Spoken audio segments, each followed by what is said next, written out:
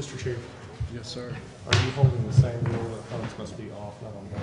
You can do whatever you want. I don't care. Good. Just don't let it rain. Well, I got a babysitter at the house, so it'd be nice to be able to get him. I understand. You have a baby? We've got a quorum almost. All right. Really. We still need the city attorney. I'm always here. All right, I think you're on. I think you're Yeah, let's do it. Go. All right, let's get started. Planning Commission meeting for October 8th. For those in the audience who need any hearing devices, get with staff and they can help you out with that. Guess, if you will, call the roll, Mr. Garner. Pennington, Here.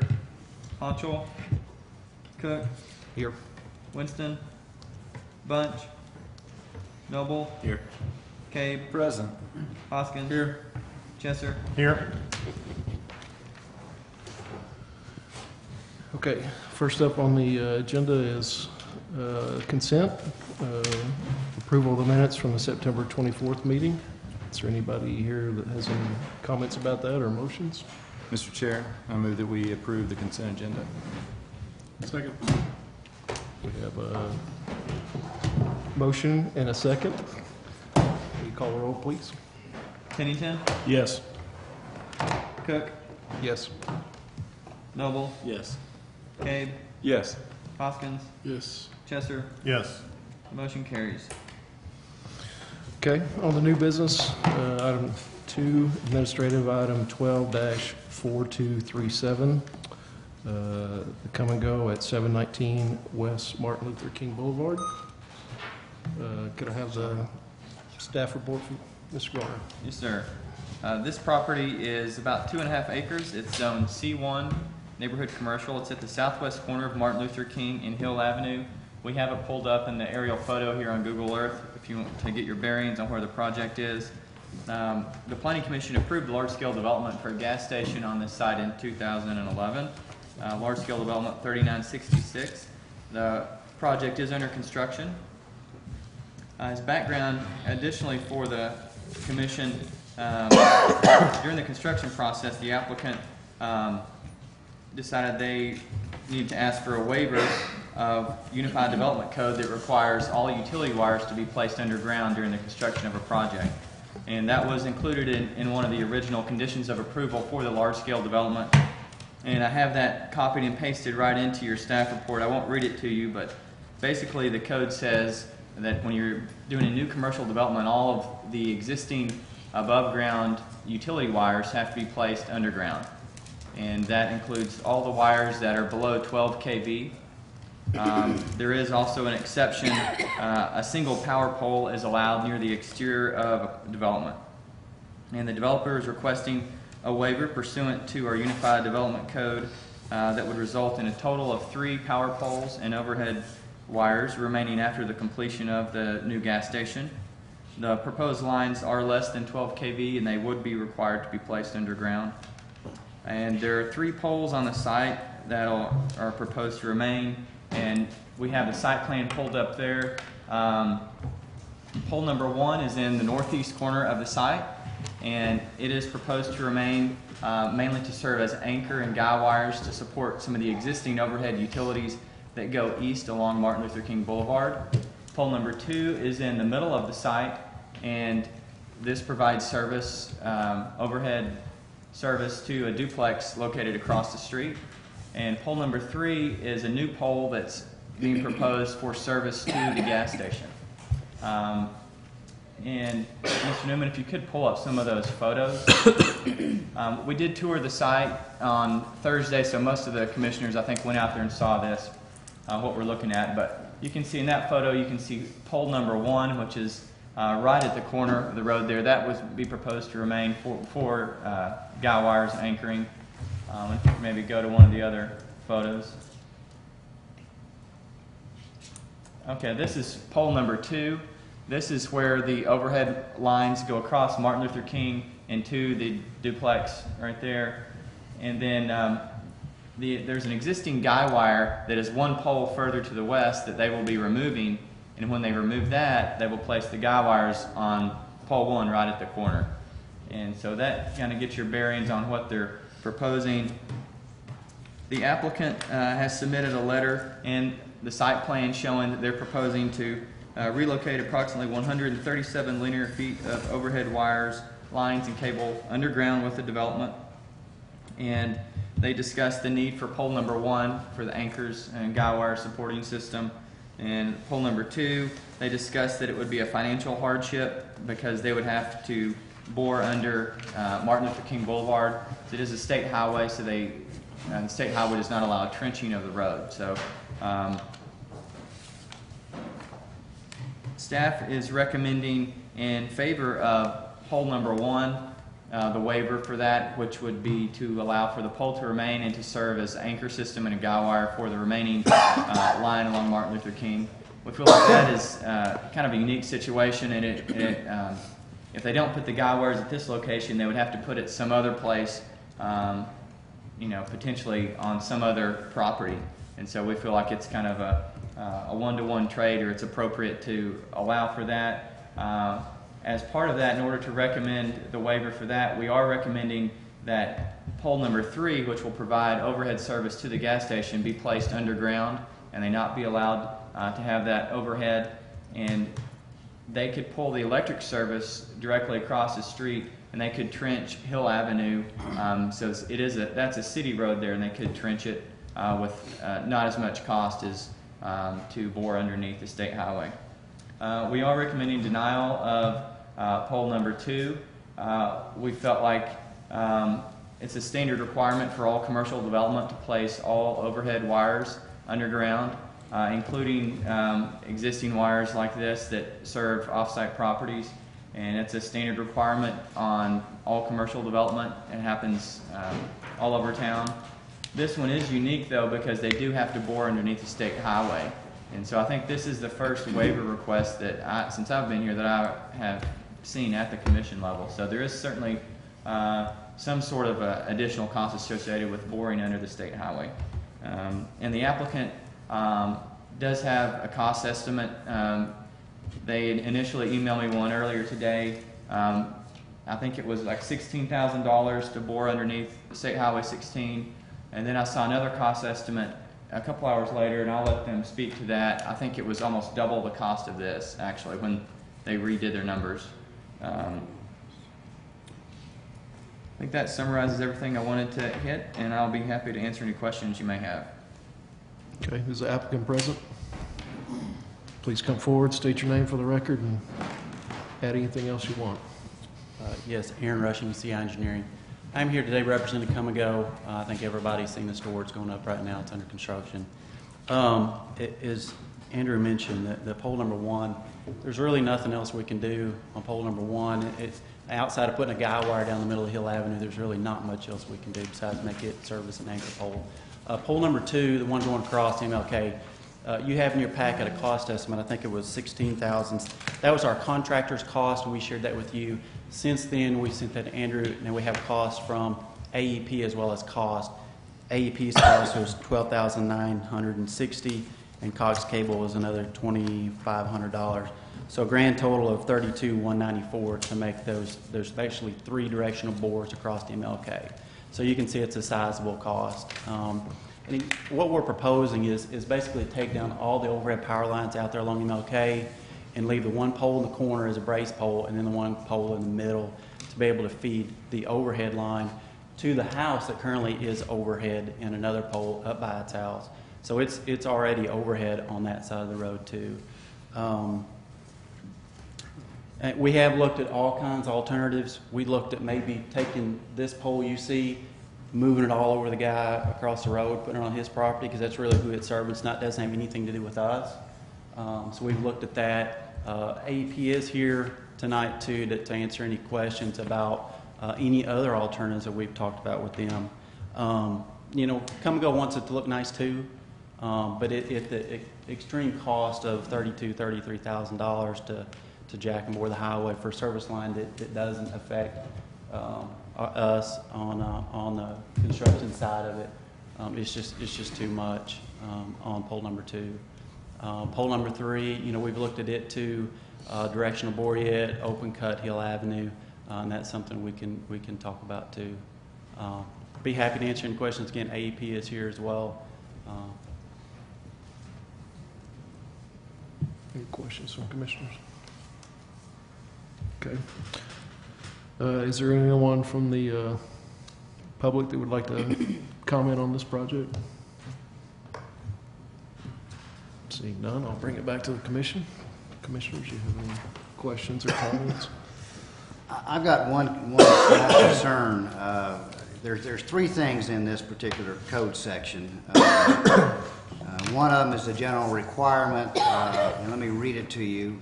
In the new residential developments requiring planning commission approval and new commercial developments, all utility wires, lines, and/or cables in said developments utilized by the electric or telecommunications shall be placed underground. They say in the development. Did not say across the street. So I'm a little bit concerned about us attempting to require them to bore underneath a state highway, because I would not think that in common ordinary meaning in a development is across the highway. The second thing is that there is an exemption here as well as a waiver. And the first pole they're talking about on the corner is really an exemption, because it says a single power pole near the exterior boundary of a development shall be allowed to provide connections for underground service. I think that's what that is. It's really an exemption. And it's because when the city council was passing this, they obviously thought, well, you could be getting an overhead line in. You had to have some way to get the overhead line into the ground, and you do that by having a pole and then sending the wire down to the ground. And the rest of the development should then be underground service. And including even if there's existing overhead lines, you've got to bury them. And I think that is required here. But that one on the corner line, pole number one, would not be a waiver. That would be simply an exemption that's already in the ordinance to allow for that. The third pole, is that the one you're going to place? That is the one that I would assume you're bringing it to your project, you're going down and you're feeding the rest of your development without, that's your termination point. Why wouldn't you be feeding it from the pole number one? It's closer to the building, and in order to go to pole number one with our service, we got to build more overhead line to get to it. The main feeder line, and Josh can correct me, the main feeder line to this store is coming uphill, and then it's going to cut across, drop a pole, and go into the store, because there's no three-phase power out on pole number one, so it has to come off of a hill. So you have to have three-phase power, and it's not at. Exactly, it's not at pole one. But it would be at three. Yes, it's at 3, exactly. Yes. Well, I think that you're entitled at least to a single power pole to provide connections for your underground service. But if that's only Correct. pole 3, then I don't know if you're going to be able to. Your exemption would not be probably then for pole number 1. It doesn't say you can have 3 poles. The pole that is exempt under the code section is to provide connections for underground service. Correct. So what is the pole 1 to do? Pole 1 holds up. If you get rid of pole 1, right now all the line that's going back to the west now holds up all the other power going on down to school. So if you get rid of pole 1, all that pressure and all that force wants to pull all that way. So pole 1 is basically an anchor pole. And again, the only way to do that. But that's not for service to serve your. No, yours. not at all. Not at all. This pole 1 goes across the road. Pole 1 and pole 2 feed the neighbor across the road. And it's not to feed downhill, it's to feed along Martin Luther King. Correct. And of course, the third one is the waiver. And it says, obviously, in case of hardships, including but not limited to financial, geological, environmental, or regulatory, unique to the subject property, the Planning Commission may grant a waiver on a permanent or temporary basis. So you can look at also granting a waiver. There is at least one exemption. I'm trying to figure out exactly which poles should get the exemption, but I am concerned about the pole number 2 and requiring a boring of Martin Luther King Boulevard, because that does not appear to be in the development. How is that not in the development? Well, because it's interstate 'Cause- highway. Because, oh, okay. In. Not as a potential, and it doesn't even serve them. It serves the neighbor across the street. It doesn't serve them. And so it's awfully hard to make an interpretation that's in development, especially when we also must remember, and I'm sure Commissioner Cook remembers me telling many times at City Council, that ordinances like Unified Development Code are construed against the city in favor of the property owner. If there's any ambiguity in that, then it is construed in favor of the property owner. So I think when it says in said development, it's hard for me to be able to understand how that means we can require them to bore under Martin Luther King Boulevard to serve another property. Well, so then does that also mean that pole number 1 is not a part of the development as well? It's not that the poles are in the development. It's service the lines, and they say, you know, they assume that there is going to be a pole bringing service into the property to allow it to get into the ground and then serve. I'm a little confused about what pole number 1 is, because if it doesn't serve the property, it potentially, you know, I don't know, I guess that's the one that gives me, I'm more confused about that than I am about any of the others, because it seems like it's necessary, even though it's not serving the property. And I think that's the one that the planning department actually is recommending that they are able to have. And it seems like it almost has to stay there for the other power lines to be able to work, because without that, then it would be much more difficult to maintain the power across the street. The old power lines would be Right. pulling that one down. Or you would actually have to put. Mr. Mobley, will you come forward, please? Mark Mobley with Sweatco, and Speaking to the mic so that, if you don't, if that pole goes away, then across the street, we would have to add a guy wire or a self-supporting pole across the way. So, and is that difficult? well, it's possible. It's the problem is you're putting a bigger pole on a adjacent property. So that person who owns that property is going to now have a larger pole. When you have a self-supporting pole, those are the big, thick concrete poles you see around town, or a guy wire. So again, in this case, if you have to guide, it's actually going to be guide out into the street, which is not possible. So you might set another pole 15 feet over, 20 feet over, and guide the pole there, and then slack span, but then you're adding poles on an adjacent property. And I do want to clarify one thing on that. The SWEPCO estimate of $12,000, 9,000 of that was the burying the line along MLK. Our additional costs for going underneath the road was $3,000, with the customer actually doing the boring, and that's the largest part of the cost. So, and of course, I think there's no question that burying the line along MLK is in the development, where going underneath the road might be taking it beyond the development. Mr. Chair. Yes, Mr. Chester. Well, to reply to the city attorney, so we've got 2 poles right now that you're talking about. I just want to clarify, because my impression is that you haven't been to the site, so I just want to clarify. And that's not meant to be. Pole number 1 is supporting a whole bunch of other poles. You understand that part. That's why the staff said they'd support a waiver. Pole number 2 is the one that goes across the street that you're talking about. So if we have them bury the line between pole 1 and pole 2, it'll go to the pole, down, buried, back up pole 2, and then across the state highway.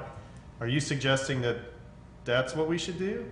Because you said that the line along their property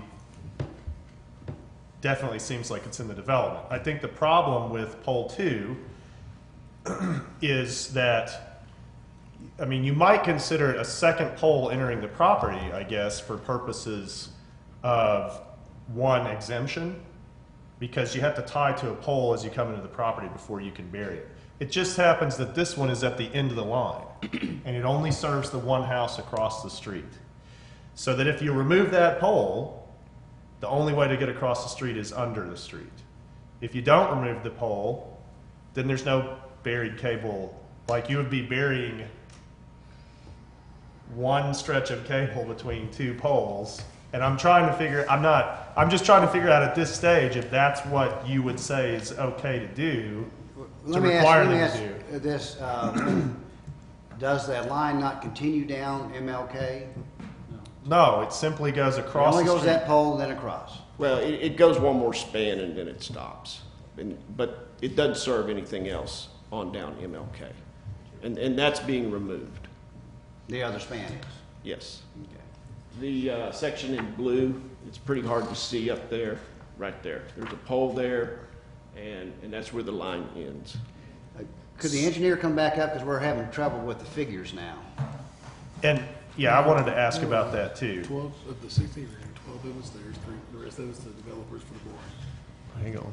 You want to ask a question? I would like to ask Go about ahead. the figures Go too. ahead. Yeah. So we've got an estimate of 32,000 across the. You're about to find out. Well, if the swept car rep could stay up too, that'd be great. You said it would be 12,000 to bury a line. I thought you were saying the service line from pole 2 across the state highway, but am I mistaken in that? That's the 12,000 is to basically take right there at pole 1 and go underground all the way to the house. So that's the 32,194. Wait. Say that one more time. So, To go from pole 1 all the way to the house is 12,000? and I think that's probably a little bit of confusion, because what we're doing is we're fine with burying the wires between pole 1 and pole 2, and that's what we got proposed. You can see them drawn in here. Okay. I think the confusion is why do you need the pole if you're going underground? We No, I still understand need why you need pole 1. 2. I understand why you need pole 1. If you bury the cable between pole 1 and pole 2, you still have 2 poles, so I don't really see the point in burying that cable at this point. Okay. Like, it's removing one small stretch of wire with no.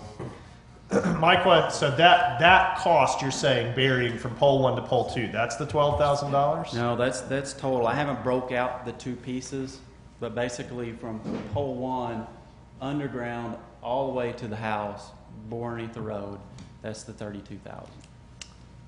Okay, what's the 12,000 then? Well, what I've done is I've broke up the contractor's costs. You got several different costs. 2 subs, okay, I Yeah, understand. you got our contractors putting in the conduit, and then you got AP's cost for pulling the wire and putting in all the apparatus. But their part is 3,000, right?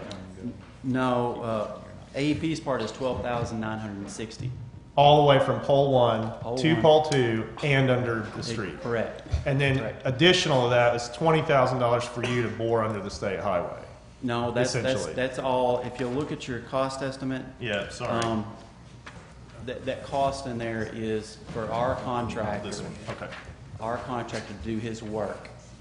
That plus AEP's 12,960 plus cable has some expenses here. So this is 16,734 Right. to, that's the bore. Okay, I see The that board's on included in that. That's correct. It's Okay. $29 on it. Then plus 12,000 for them, then plus your costs. That's where you get the Plus, 32. Cox Cable has some cost in there too because they Sure. have utility there. Okay, plus some other costs, get us to 32. Right. Okay, I got that. So then, can we go back to, is it your opinion that they should bury it between the 2 poles when that doesn't end up removing a pole? All I can do is read the ordinance. It talks about being in the development. My opinion is that what the city council has said is that all utility wires in the development will be buried. And then they give you a chance for a waiver if you want to on something like that. But I do think it's interesting or important to note how much it actually costs from one side to the other, not the entire cost of burying the line, which part of this says must be done by code. What I'm interested in is what is the actual cost just to get underneath MLK, to do the bore underneath MLK? It was $29 a linear foot plus the,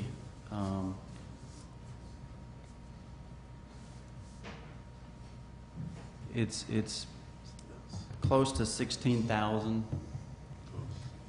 For the boring underneath MLK. Oh, that's correct. Bore pits, 3 bores, $29 a linear foot, 130 feet. There's some repair stuff in there too. So then, Kit, if I can ask you this, Okay. maybe this will clear it up. We have, let's say we have a development. We have a line that goes across that current development. You would agree that that line, according to code, has to be buried within the development, right? As long as it's not too big, that's correct. And you would agree that as the line comes in, this pole that it attaches to before it gets buried may stay by right, not as a waiver, but as It's part of the exemptions. as in part of in the exemption. ordinance. What about the pole as it leaves the development? That what? What about the pole as it leaves the Well, development? it doesn't really say that. It says a single power pole near the exterior boundary of a development shall be allowed to provide connections for underground service.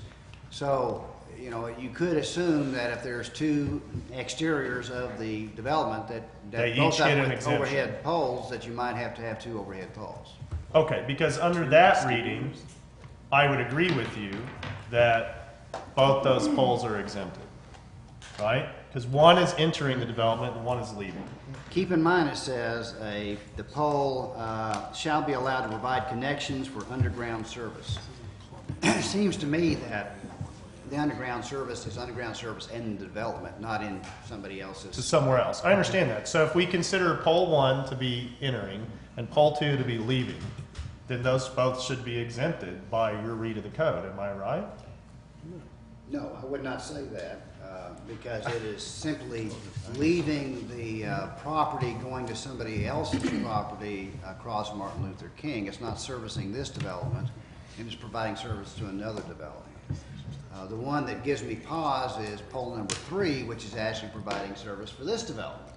Coming in, bringing service in, that seems like the one that is most likely to mean what this section says: a single power pole near the exterior boundary of development shall be allowed to provide connections for underground service. So actually, that seems to indicate pole number 3 providing services to the underground services for this development. That's the one, to me, that seems to be most likely to be the one that should be exempt. Okay, but then pole 1 and 2 are not exempt by your read then? Not clear. It's not clear. Even though pole 2, but your argument earlier was that pole 2, because it only provides service to somewhere outside the development, we shouldn't require them to bury that. Well, I said the wires going across the street. Well, but the wires have to travel in some manner, right? And they can't travel at an angle. So either they have to go up a pole or they both have to go down. So That is correct. it sounds to me like you're saying, in this case, because it's unclear, you have to leave them up, because it would cost the developer too much money and the city is vague in its. Well, it's not really the cost, even though I think that's something for you to consider for the waiver. But that's not something, it's just because it would cost them money doesn't necessarily mean that's what's not required. What I'm concerned about is it says wires must be buried in the development. And so I'm a little bit concerned about requiring them to bury or bore the wires across Martin Luther King when it's not serving this development and not in the development, I don't think. Okay. Thank you, Mr. Chair, for your forbearance there. Okay, Mr. Hoskins. Let's talk about a pole that we haven't discussed yet. All right, let's do it. Let's talk about pole number 3. Okay. You're adding that pole Correct. for connection to the building. Yes, There's your exemption, right? yes. Okay. You've got to add that pole to make the connection to the building. right. There's the exemption that you're allowed by code. Mr. Swepko. Okay. Pole number 1 is up on the corner. Yes, Pole number 2 is halfway down the site. How many feet away is it? I believe it's about 100 feet. About 100 feet. Yes, Okay, and then across MLK is the connection to another house, correct? that's correct. How many feet is that? Oh, that's gonna be, I don't know, it looks like 80 feet. Okay, 80 feet. Okay, so is it possible to make a connection to that property, okay, from pole number 1 to begin with, and eliminate pole number 2 altogether? Just for now, just for the purposes of Right. connecting electricity. Forget the guy wires for now. Not really, not from pole number 1. Now, across the street, there's an option there. Okay, that was my next question. I was looking on the aerials on my phone here. There is a triangular piece of property across the street that's bordered by the railroad tracks on the north side, Okay. on the northwest side or what have you. Can you zoom in on that, Glenn? Okay, there's 2 buildings right there on the north side of the street. One that is enjoying the benefits that all the benefits that pole 2 can give it, and then there's the other building over there. Okay, Right. is that a single property owner or is that 2 different properties? Does anybody know? Well, we got the property on here, don't we? We don't have. For I across don't the know. street? I think the corner lot and the. Yeah, and there's a pole at the corner of Hill and Okay. MLK, right where that hand is. Okay. Right in that area. All But right. actually, a line can be extended down there. Okay, so you started to say there is an option for across the street to where we can eliminate pole number 2.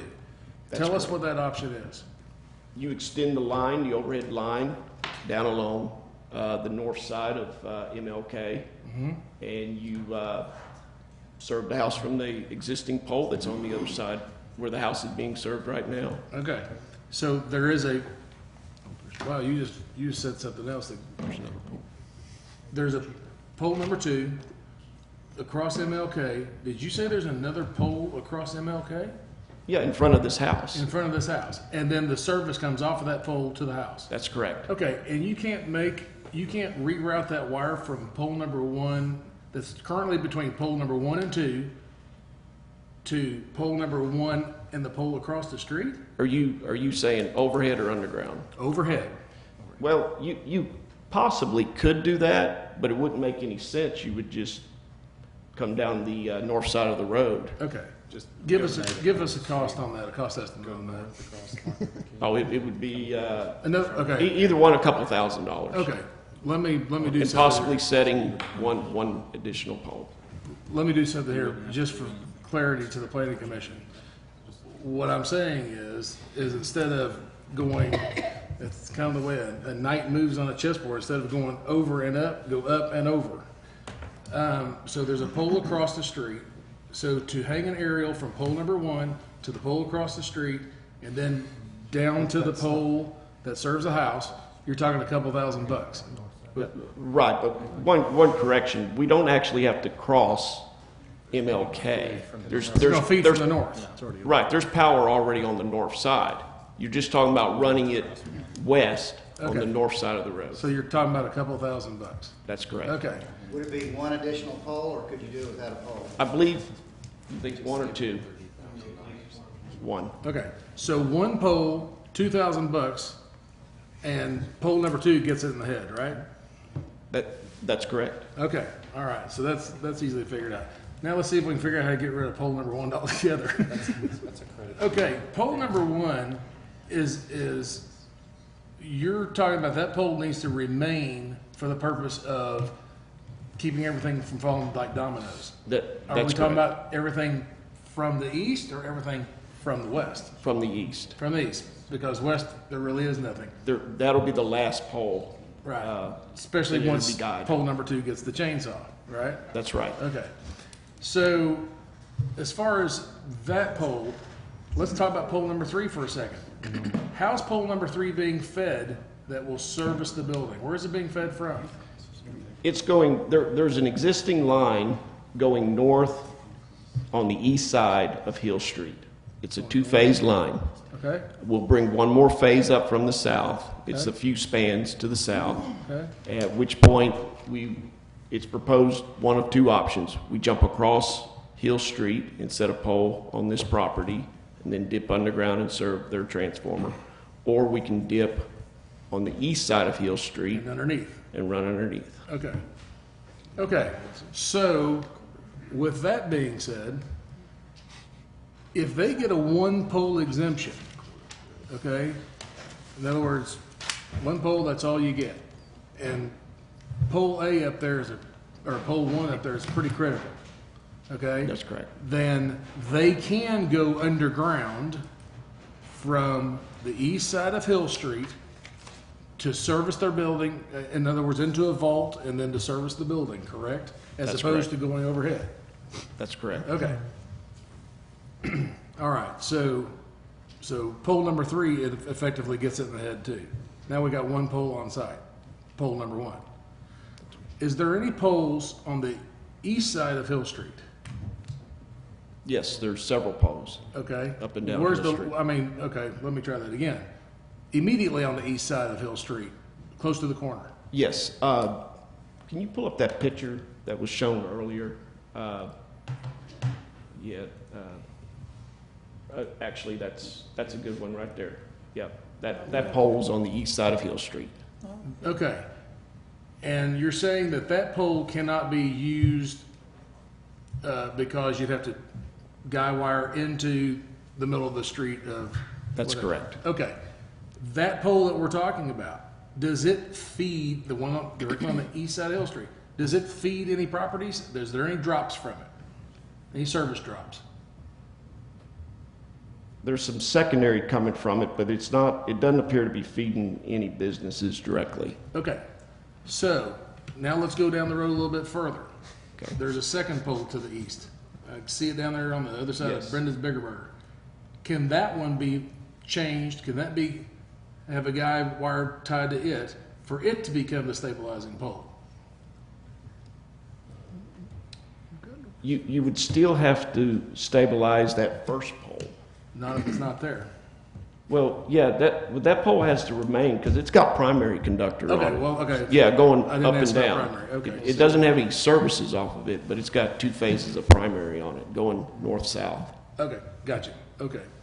With that being said, it sounds to me like it is reasonable for the service to the little house over there. You're talking about a couple of $1,000 for the service to be rerouted east instead of south across Martin Luther King. So to me, that's a reasonable cost for a sizable development.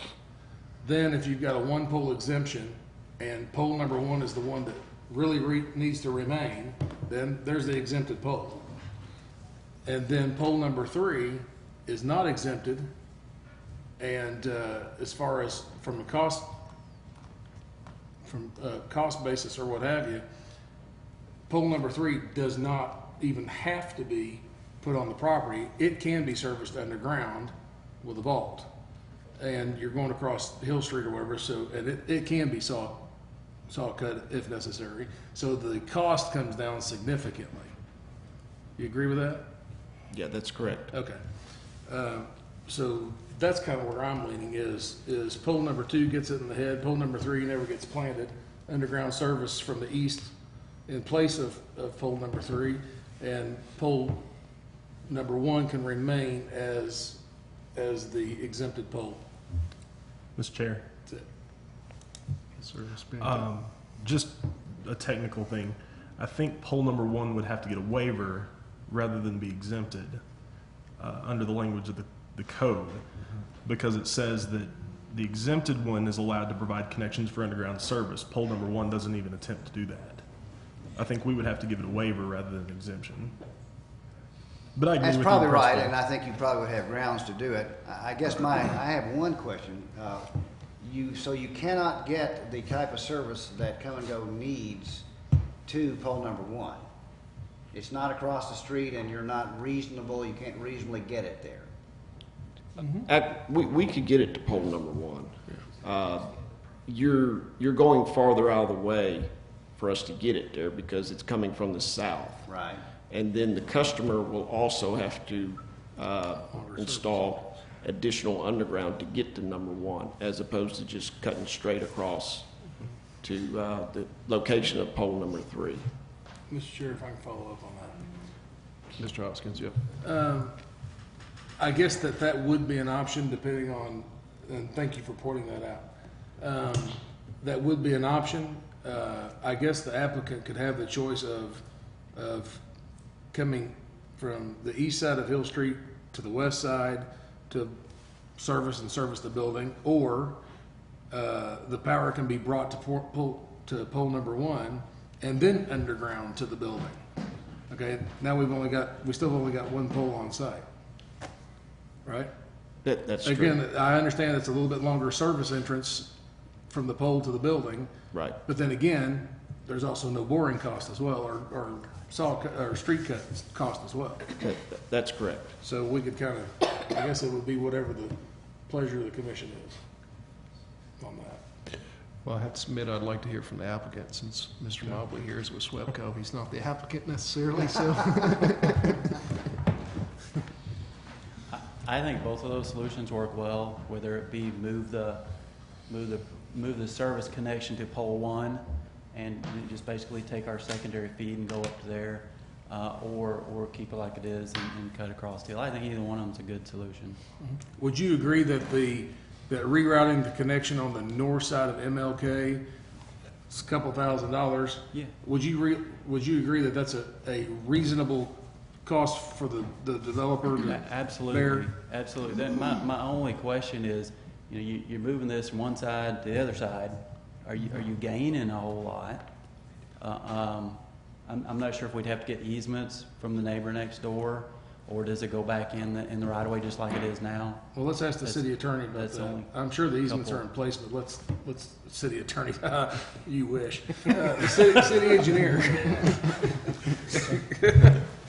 I'm unsure about the easements on the north side, hadn't investigated that. However, as the city grows and redevelops, that would be the opportunity that we would ask that applicant to put this service line that we're relocating with this development underground.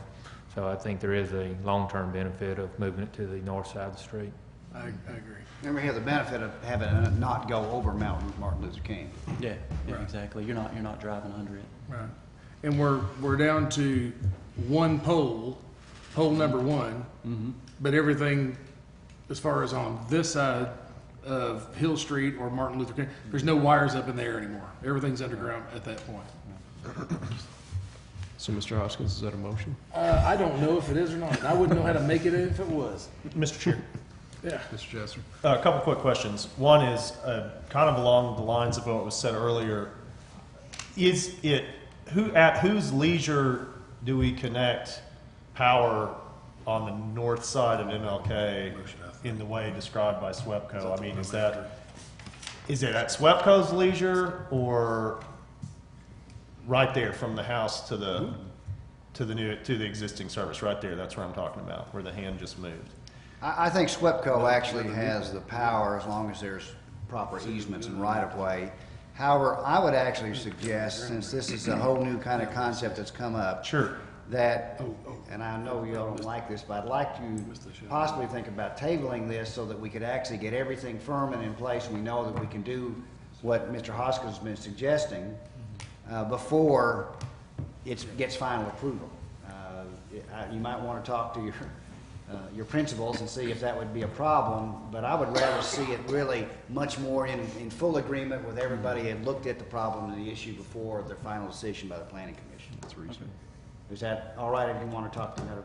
You have anybody here you need to speak with, or? No, really, it's if AEP can do what we're talking about, basically extend it up over to the intersection and across to pole number 1, I just need to meet with them and make sure that they can do that and kind of what those costs are. So you wouldn't be opposed to having a 2-week wait to get all that figured out? Or do you need to try to get it approved tonight?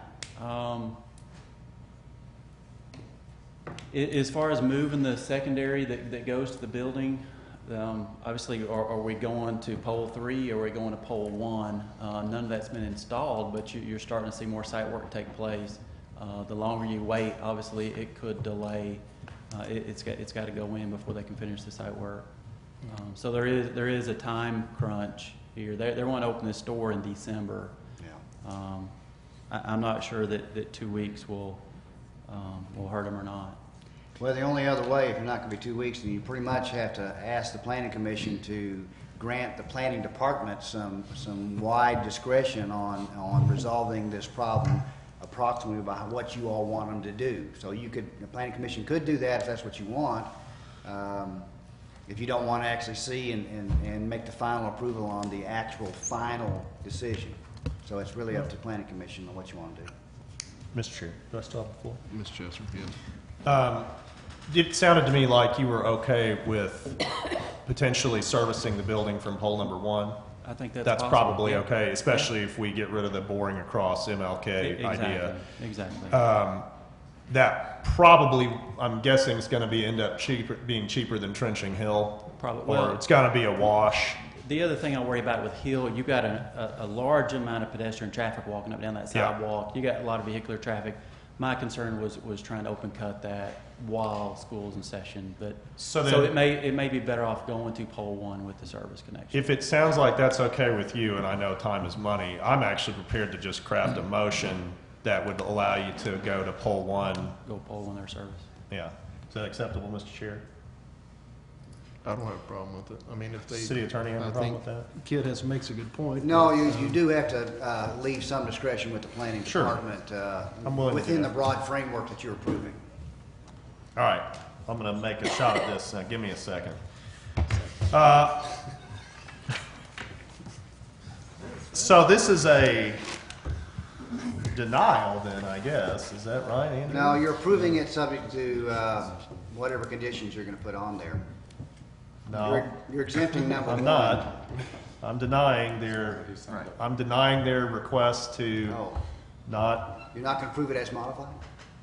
no. That's correct. I would say you would you're denying their request to leave the pole number 2 above ground, and you're approving their request to have pole number 1 be above ground, which is a waiver, and you're also approving a waiver to allow for new above ground electric service on the north side of MLK to service the existing house. And But requiring. we're also denying an Pole exemption for pole 3. Right. Right. And staff had recommended denial of both pole 2 and 3, right? Yes, that's correct. Right. All right. I'm going to move that we deny LSD 11-3966 with staff recommendations, sorry, I guess that's not with staff recommendations of approval, with the following conditions. You're not going to deny large-scale development. That's I'm not- sorry, I skipped forward. I was on the wrong, I'm sorry. Thank you, Kit. Administrative item 12-4237. Is that one we're on, Mr. That's Chair? right. I That's apologize. the correct one. No wonder I couldn't find the conditions I wanted. I'm going to move that we deny administrative item 12-4237. However, allow the applicant to move power to serve the existing property across the street that's currently being served by pole 2 as discussed tonight with SWEPCO's help and city staff's input. And then allow pole 1 to serve as their exempted pole, given that they're going to use it to service the building within the site with an underground line. Does that sound fine to you? Correct. But that is denying pole number 2 and pole number 3 being waived. I think also we want on the record that it actually would be a waiver for new above-ground electric utilities to be allowed to be installed to service the home. So I think that's really the only waiver. So you're allowing a waiver for the north side you're talking about? That's correct. Okay, I'll add that to my motion. And then let me add this too.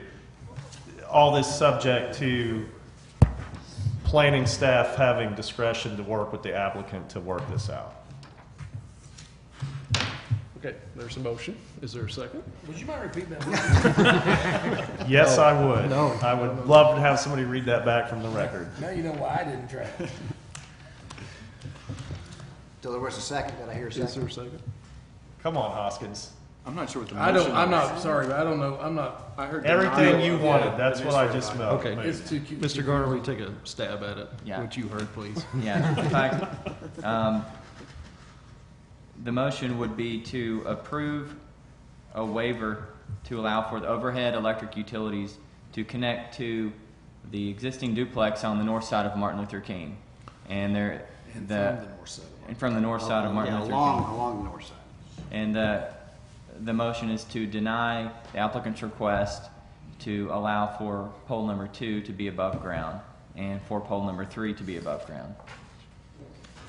But that, pole number 1 will be considered exempt under the statute because it's going to be the pole that's used to Right. serve Right. the building within Right. the development. Okay, we have a motion for Mr. Chesser, and a second for Mr. Caden. Any other comments? Thank you. Will you call the roll, Mr. Garner? Pennington, Yes. Cook, Yes. Bunch, Yes. Noble, Yes. Cabe, Yes. Hoskins. Yes. Chesser. Yes. Motion carries. And All right. Mr. Chair, I did have a quick comment. Thanks to Mr. Hoskins, Commissioner Hoskins for figuring that all out. I don't know if I did that or not, but. You did a good job. Thank you. Thank you. Is that what you said? Okay. Next, under new business, item number 3, large-scale development 12-4194 for Clarity Point at 1967 West Truckers Drive. Mr. Chair, Yes, sir. need to recuse this item? Okay, thank you. Hey, where are you going, man? No, you don't have to, really. Mr. Thompson, have you got the staff report? Yes, sir. Thank you. LSD 124194 is located at 1967 Truckers Drive. It's zoned CPZD, that's Commercial Plan Zoning District. Contains approximately 4.96 acres. The proposal is for an assisted living memory care facility containing 44,793 approximately square feet. Applicant and staff have been working through a number of common development issues on this. Remaining concern is compliance with tree preservation ordinance. The tree preservation requirement here is that the entirety of the existing canopy, or 7.4% of the site, be retained. Proposal is for preservation of 1.68% of existing canopy. Therefore, staff is recommending denial of this development. However, should the Planning Commission choose to approve LSD 124194 tonight, staff would recommend imposing conditions of approval, including particularly condition number 1, which would be a Planning Commission determination of the tree preservation ordinance.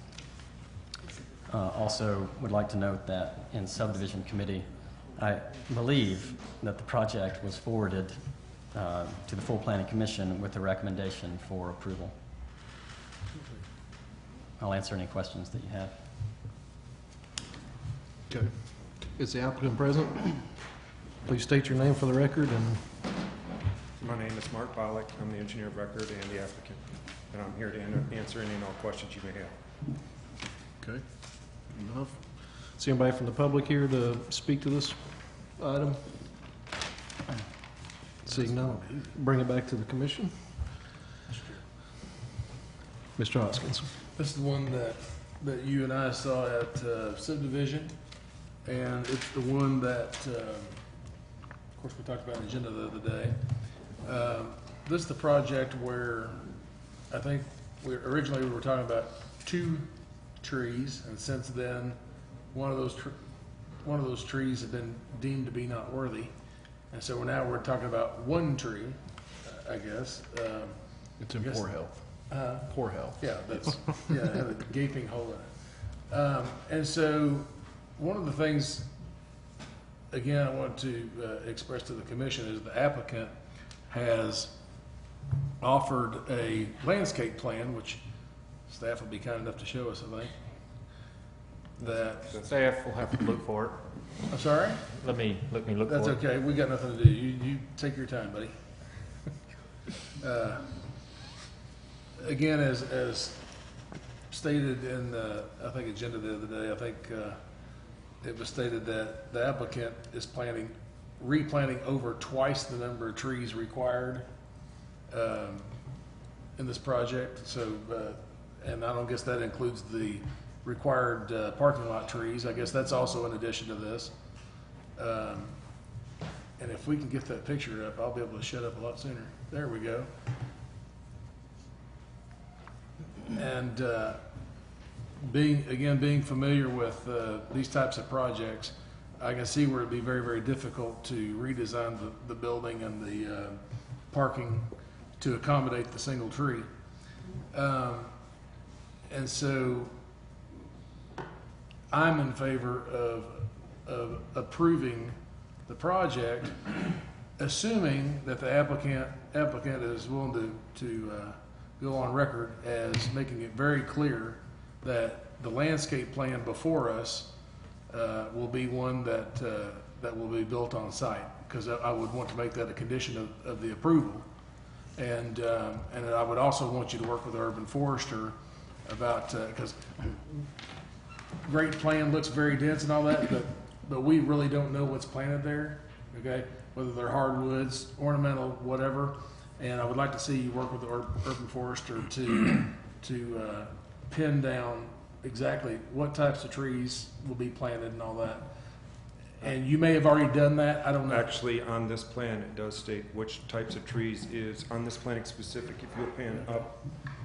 So would you like us to take the time to go through here and look at this entire No, you list? really don't think you really want to, but No. it is on this plan, and I can tell you this much, that this plan is currently being bid.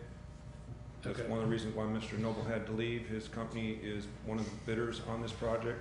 Oops. And this is the landscape plan that we will be building for the site. Well, let me turn my question to the urban forester then. Have you looked this plan over completely and thoroughly and what have you?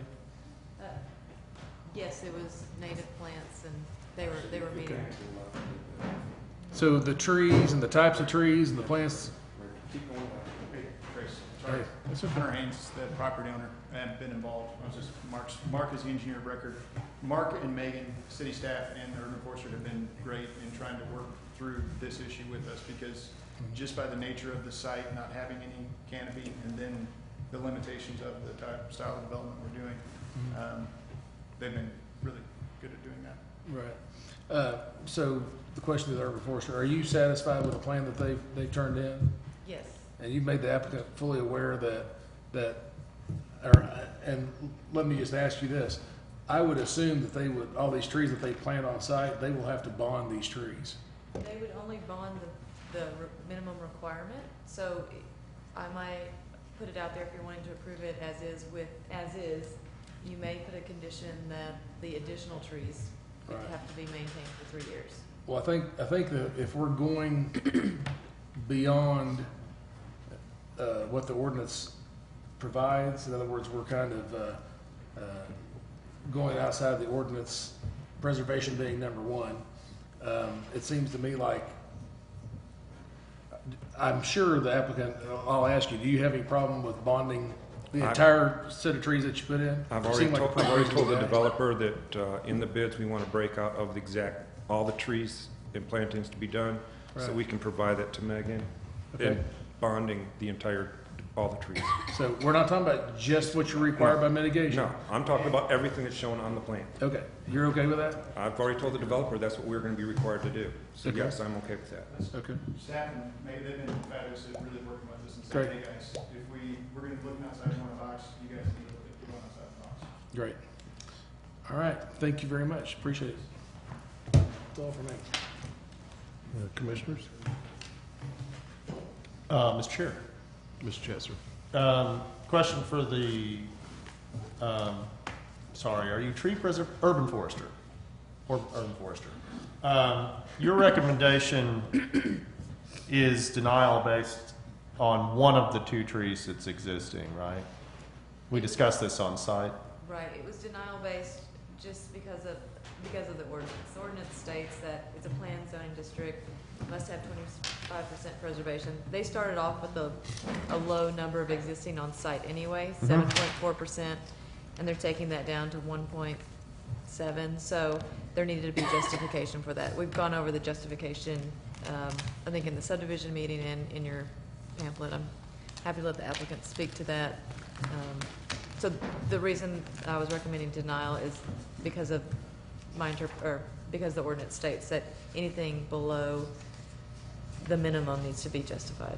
Right. So how do you feel about losing both the big trees in exchange for what's shown on the landscape plan? Sorry, It the would be one tree that. The one tree, because it was. The other discovered one that we the other saw one was is in hollowed out. Poor condition, right. The ordinance states preservation is key, and then on-site's next. So Nice. they are doing the on-site next. That's an I'm leaving it up excellent to you guys. Okay, that's. So they are doing I the commend next you. You have a career in politics ahead of you. Excellent. So, can I ask a question of the subdivision committee? You did forward it with recommendation for approval? People who were serving on the subdivision committee, is that I correct? hate saying honestly, I can't remember, but I Yeah. probably did, but it was. They did. I wonder Yeah, if- okay. Kyle and I were on subdivision that day, and it was one of those things where, and please correct me, I don't want to speak for you, No, I will. but if Kyle would have let me have my way about it, I probably would have approved it at that level. But Kyle was right, he thought that and it could have been approved at that level, that day. Kyle was right, though, he thought the entire commission should take a look at it, and I agreed to that, or what have you. So I would say, but I believe you that your sentiments were about like mine that day, that it looks like a plausible plan, it looks like a fair plan, they're going way above and beyond, and so I think we both probably felt the entire commission would probably Well, think it was okay. Except for, Let me throw in. Sure, go ahead. Because it's per the tree preservation ordinance, we have a duty with that, certainly, and you can't count the landscaping plan as part of that tree preservation. But I will say they did go above and beyond, trying to replant and reforest the site, so I gave them credit for that. okay. But the ordinance is clear, certainly, but. right. And that's the part where I'm a little torn. I mean, I commend you. I've faced this situation on the private side before, so I know where you're coming from. I commend you for the plan. The problem is time. I mean, we're talking about a 100-year-old tree. How old is that tree, in the opinion of the urban forester? Hard to tell. Without your It's Swiss an board. 80-foot spread. It's a 4-foot wide diameter. Yeah. So the problem is that if the tree were in the dead center of the site, I would see a stronger case. But the language is fairly clear in the ordinance that we're to attempt to preserve where possible. And I have tried.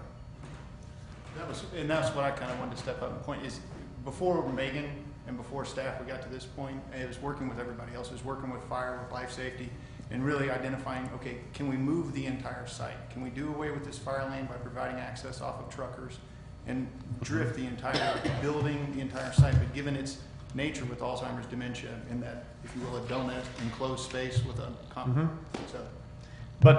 So can we see, Mr. Newman, can you show me where the existing tree that's problematic is in relation to the building? Is there a way to do that? Oh, that's it, right, that's existing. Okay, sorry. And so those spaces, I guess, are required? it was Yes. fire. They have to get a fire truck there to the corner. The drive is required because the height of the building requires a ladder access truck, and Harley Hunt, the fire chief, requested that it be the rear drive, and it has to be within 15 and no more than 30 feet of the building. It's a 26-foot wide drive, and that tree sits dead smack in the middle of it. And the drive must be in that location? Yes, because because of the fire requirements of this facility, requires 2 points of access to provide fire protection. So the drive can't be to the west then? I have to get off of Trucker's Drive. Can you zoom out so I can see that? No, if the way the site actually slopes, you slope from north to south, And what we're doing in the back is a large detention, kind of a combination of a couple different features. That detention area back there, where the That's a detention area? exactly, and that's a natural slope, and as you then drain to the west of that, then you're in the protected area that's part of the land trust, part of the old Audubon piece. Why is the detention area that large? Because it's draining 40 acres, the land to the north. You've got existing sheet to the north. It's shallow. Okay. All right. Okay, I'm gonna suspend for now. Go ahead. Somebody else needs a chance. The watershed on that's 40 acres? Is that right? The north piece? What the applicant, what they're also doing, the reason that it's so large is that it's not very deep. They're daylighting at existing ground because it's adjacent to a sensitive area. So that's one of the reasons that the footprint is so large. And the way the applicant's channeling the flow, there's a fair amount of flow off-site that's routed through his detention facility, but the size itself, I don't think has a huge impact. It's more or less the outfall feature itself that changes with the off-site flow, but the main drive is that they're daylighting at existing ground, so that's shallow. Therefore, there's a large footprint for their detention system. Can I ask you something? Would you say then that it's safe to say that consider what they have to have, as far as the fire department goes or what have you, when you say it's safe to say then that what they're doing with this very large, expansive, I mean, basically it's kind of a swale, kind of a bioswale, and it's right between the asphalt and the hard surface of the building, and it's between that and the sensitive wetlands to the west. So that's actually a very good feature. In other words, that'd be a reason for a trade-off for this design, wouldn't it? That's for you to determine that last part of your I'm asking you this question. I do not have input on the urban forest or tree preservation criteria. No. Okay, well, I'm trying to understand your question. I'm not asking about trees. Okay, trade-off for this I'm talking design. about something else now. I'm Okay. talking about the filtering aspects of that Okay, between the hard surface of the development and the sensitive area to the west. yes. Would you say that this is a very good design as far as promoting that filtration? Yes, I would state that in, I would add additional items that the applicant has gone above and beyond in this area to do bioswales and water treatment features to capture the first 1 inch that's coming on this area that's going ultimately to the same location, to the creek. This area there is more or less a gravel filter at the outfall structure that they have presented, and this is very flat, which will encourage sedimentation and more or less be a better product going into the wetlands. So the answer to your question is yes, I do agree this design is beneficial to the surrounding area. Yeah. So under a different plan, if they move the building or move the parking lot or what have you, we might not have gotten quite this much benefit.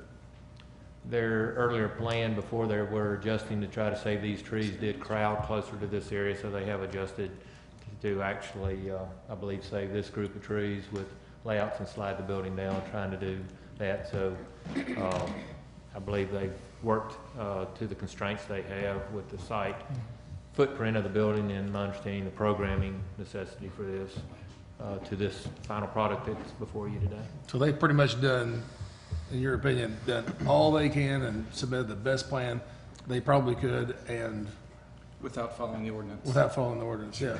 Sure. Just throw that in there. With the fire criteria, it's very challenging not to have perimeter access to the building, so I think they've accommodated that well. If I understand correctly, this is also drivable surface for the fire access. Some of it, a short stretch off the top will to be. meet some additional criteria for the fire department. Okay. Thanks, Glenn. Mr. Chair. Mr. Chesser. Glenn, can you go back to what you just said about drivable surface to the west? This area, to some degree, I have to ask the applicant where it terminates, but I know that the fire department had asked for. It was on the north, actually on on the the north north, end? on the north side. I've put in a section that will be reinforced soil, so that they will still have access with their ladder truck all the way across the whole north side of the building. And it will not affect those trees just to the left of the little hand up there that are within the tree preservation fencing. Well, I mean, it looks like there's asphalt the entire length of the north side of the building. Is that not correct? That is not correct. So what is that looks like parking lot and driveway in there? The landscape architect didn't use the latest footprint that I provided to him in creating this plan. Can you flip to C4?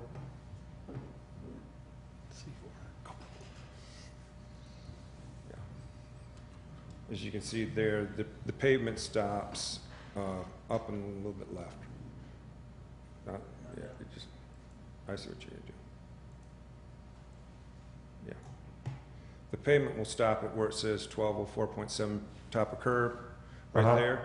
And then there'll be an extension of that will be reinforced sod so that the fire trucks could pull forward enough and not sink into the ground. Okay. To provide access, or back over into that area. Sure. Okay. To provide access. Thanks.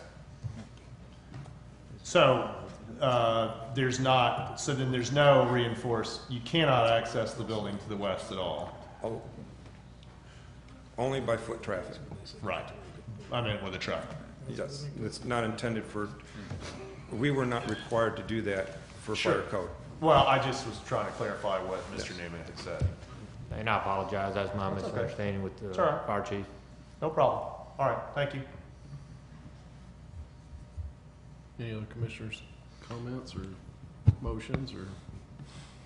Well, I was just going to say that I'm not going to be able to support the applicant's request.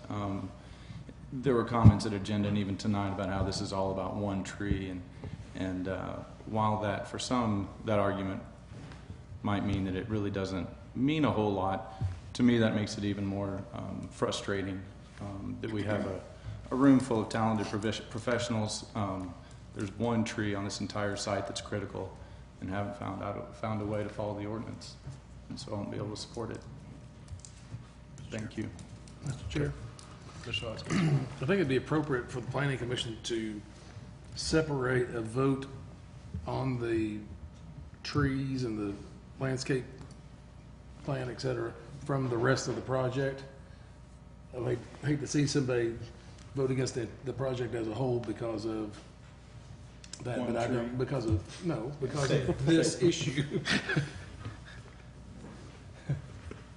Mr. Chair. What do you think of that, Mr. Attorney? Probably a better procedure to do that. Yeah. Mr. Chester. I'm wondering if I need to get clarification from Commissioner Hoskins what he's saying. Are you saying we approve the project but deny the ability to cut down the tree? I would just talk about the condition of approval, just on its own. That particular number condition. 2, I guess it is, maybe. Or number 1, I'm sorry. Yeah, he's just talking about the first motion to be considered would be a determination on condition of approval number 1, then have a vote on that, whether or not to allow for the tree preservation plan to be approved. If the tree preservation plan is denied, then at this point we would just recommend it be tabled, Right. Okay. the whole project. Okay. I'm going to make a motion if that's okay. Please. But Trace, ask a question. What was the motion again? Well, I haven't made it yet, but stand right there. You're about to find out.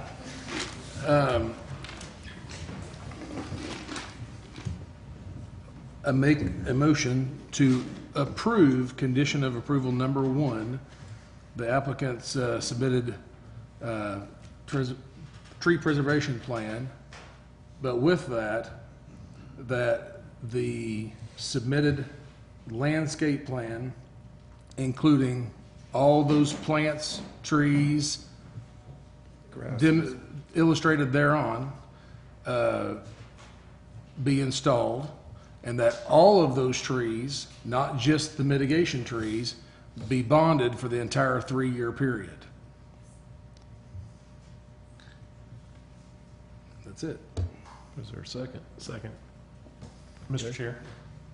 We have a motion, second. Yes, Mr. Chester. Just a point of clarification. So you're saying that we allow their existing tree preservation plan, which includes cutting down the tree in question. But you're saying that the landscape plan we've seen that's submitted must be built with everything bonded. Have I got that clear? Correct. Bonded. And I bonded. understand. Without that part of the motion, what's submitted is just for illustrative purposes. All they are required to do is just Yeah. mitigate back up to what they took down. But I understand. under this condition, they have to go well beyond that. Okay. May I address the commission? Well, we have a Open? motion, second. Yeah, go for it. Okay. Mr. Gar, will you call the roll? Pennington, Yes. Cook, No. Bunch, No. Noble, Cabe, No. Hoskins. Yes. Jesser. No. Motion fails. Mr. Chair, with that, I'd like to make another motion. Mr. Hoskins. Make a motion to table large-scale development 12-4194 until the next scheduled planning commission meeting to give the applicant a little bit of time to work with staff and see if they can come up with a resolution. Second? There's a motion and second. Mr. Gar, will you call the roll? Pennington, Yes. Cook, Yes. Bunch, Yes. Cabe, Yes. Hoskins, Yes. Jesser. Yes. Motion carries. May I ask the commission one question before we leave, Sure. as we just move forward? As we look and continue to work towards resubmitting towards the next date, actually, never mind. Let me make a statement to you before you go. It's I think what I would look at is, I'd try to get with the fire department, the fire chief. Absolutely. And see if something can be worked out. And what might end up happening is your bioswale area back there might end up having to get adjusted. Yeah, that's what I'm worried about, those and the grouping of trees to the Well, north. but we follow the tree ordinance, so. I know, exactly. And that's one thing, if I could just, Mr. Cabe, Yes. I do very much appreciate what you said. And that is something that I personally, as a developer, as a property owner, take very. So does he. Absolutely, yeah. And we're here to put our money and put where our mouth is. Sure, I mean, we believe in this. We work to try and relocate and try and do these things. So we'll continue to try and do that. You'll get it worked out. Appreciate it. Thank you. All right, thank you. Okay. Moving on, next item on new business, number 4, large-scale development 12-4190 for Legacy Bank at 1325 Joyce Boulevard. I believe Mr. Fulcher has a staff report. Thank you, Mr. Chair. See large-scale development for Legacy Bank. This is on property on Joyce, southeast corner of Joyce Boulevard and Bellefonte Boulevard. Bellefonte's actually a private street. It was constructed when Procter & Gamble was constructed and the street light was installed. All those improvements were done at the same time. They are proposing about a 4,800 square foot branch bank, drive-through facility, and 30 parking spaces. Access is solely from the private drive. They've not proposed an access to Joyce Boulevard, which is consistent with our access management ordinance. I do want to state for the record that we appreciate the applicant working with us in complying with that section of our code. This was heard at subdivision committee. I believe at the same time, maybe it's clarity, no, it was 2 weeks prior to that. Really the discussion at that time was about the streamside protection ordinance. Kitty Creek is adjacent to the site borders the entire eastern portion of this property after it runs underneath Joyce Boulevard. Some of the projects in the area were approved prior to the adoption of the streamside ordinance, and then it had a year and a half kind of sunset clause in it for many of the existing lots. This property does fall underneath that code, so it's required to comply with the requirements, which is a 50-foot buffer off of the top of bank for Kitty Creek. That was most of the discussion at the subdivision committee. The subdivision committee, I believe, had 2 members that morning and recommended approval of the variance as shown on the plan. They did slightly adjust the plan. When it was presented to the subdivision committee, what work is being done in the streamside zone is their detention area or water kind of treatment area. I don't know if it's fully detention, but their water treatment and detention area is all within the streamside protection area. They had a small portion of their parking lot that was going to be located in there. They've since modified the site plan to get that portion of the parking lot out. So now it is just the water treatment area that's going to be located in the streamside area. So it'll be all the grading and construction associated with that. With that recommendation, there's a lot of discussion about a planting plan, and they just didn't have enough time between the subdivision committee meeting and the resubmittal to develop that landscape plan. So that's why it took an extra 2 weeks to make it to the planning commission agenda. And so we've included the full landscape plan that was provided for this. That's really their effort to mitigate for the impacts of grading and construction within the streamside zone. So they put together a landscape package to try to mitigate for some of those impacts. That is one of your findings. There are 3 determinations for the planning commission on this one. The first is a variance of the streamside protection zones. With that landscape plan, which we do appreciate, we do feel that would do a great deal of good for Kitty Creek. It's not necessarily a natural streamside area. Hopefully you've driven by, you're familiar with it. It's a fairly manicured area. It was probably graded out in the 80s and has since kind of grown up quite a bit in the channel, not so much along the banks. Our requirement though, staff, in looking at the variance chapter at the streamside, is we are looking for, is there a hardship that this ordinance provides on this piece of property for the development? And we just aren't able to make that finding. We've looked at the layout of the property and feel fairly confident that slight modifications to the layout, repositioning some of the parking, reducing the distance between the building and the parking lot, those types of minor things could, at minimum, reduce the amount of construction grading in the streamside zone, potentially eliminate it. I don't know. I don't know if I could fully design the entire site and prove that myself, but we feel pretty confident that it could be reduced the amount of impact, and so we don't find that there is a hardship, and that is our one finding for this particular variance. So we recommend denial of the variance from the streamside protection zones. If the planning commission chooses to approve that request for a variance as requested by the applicant, we've included 4 conditions. Part of that is acceptance, of course, of their landscape plan, and working with our floodplain administrator, who also is our administrator for the streamside protection zones.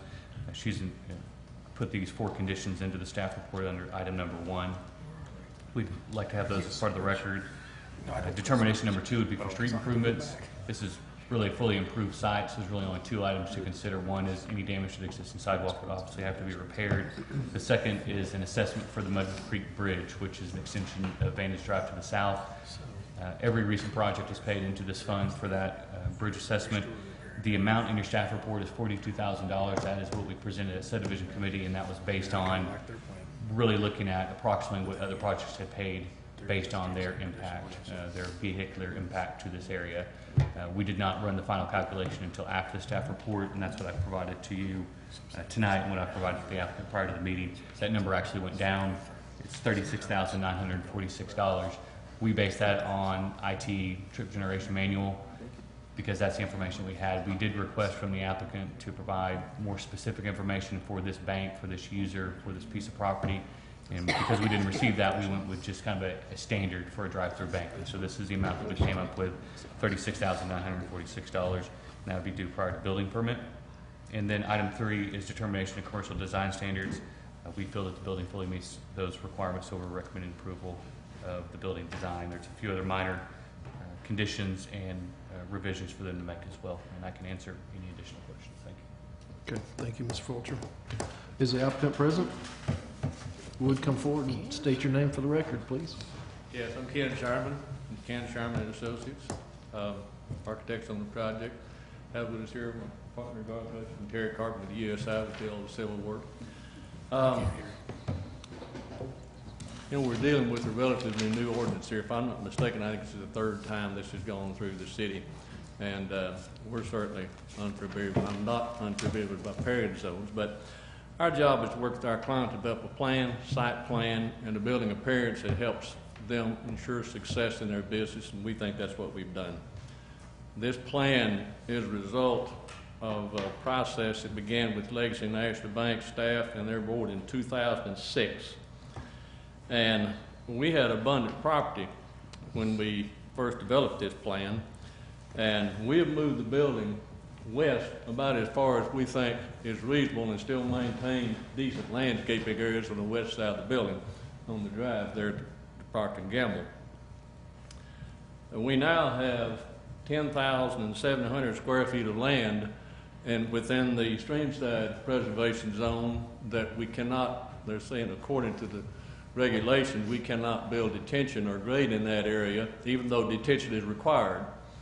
And so we're required to meet the streamside preservation regulations and required to handle detention, all at the same piece of property. And in my opinion, we have a 10,700 square foot hardship. I don't know any other way to look at it. We would think that we could build this building. Our building roof, including the drive-up, has a 6,400 square foot footprint, and there's 63,000 square feet in that property. And you would think that we could do that and have adequate landscaping and still have a responsible approach to the streamside preservation zone. Actually, from the center of Kidney Creek to our nearest curb line over there, it's 100 feet from the center of that creek to our nearest structure at all, which is a curb, and it's still 35 feet from our curb to the property line. And you already have an existing riparian zone that's on the city property, which is weeds, but it still is a riparian zone. We believe that our proposed site plan, grading plan, landscape plan meets the needs of Legacy National Bank, and it does not, I think the language in the ordinance says, nullify the intent and purpose of the streamside protection regulations. Shown in our plan, we're proposing a water quality pond to combine a detention pond with riparian planting. In addition to that, I guess, after discussing with staff, to the best of my knowledge, the city doesn't have staff or funds to maintain Kitty Creek, riparian zone, or any other creek. We're proposing that a portion of the trees be planted on city property in order to allow us to blend the riparian planting with the existing vegetation. And I think that's a very desirable thing to do. I think that our proposed plan is a win-win situation. I think it's a good way to work with city staff, and I think they've been very good about working with us, by the way. We're asking for approval of our variance request and be allowed to proceed as proposed. I do think that the $36,946 sounds like an awful lot of money to build a 6,400 square foot bank, but I guess it is what it is. And I guess we just don't have, I didn't find out till tonight that we do that. I guess we're locked in on that. And we'd like to maybe have another discussion. Apparently that's not going to happen. So anyway, we're here to answer your questions about having it. Okay, thank you, Mr. Chairman. Is there anybody from the public that'd like to speak on this? Everybody knows that.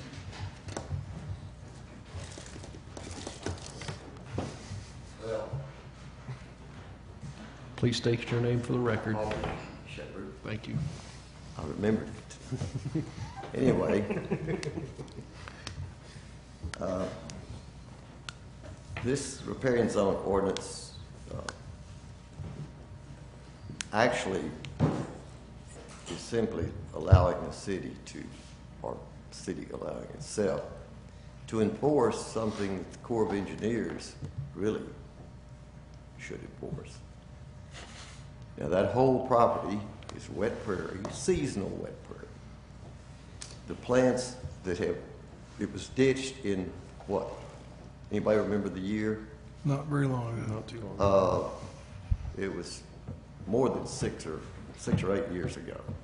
The lady who defended Kitty Creek for decades has moved to Maryland, I believe. Her daughter works at GC and is involved in a water quality agency, actually. Anyhow, a pretty high official, I understand. But the lady's no longer there to defend Kitty Creek.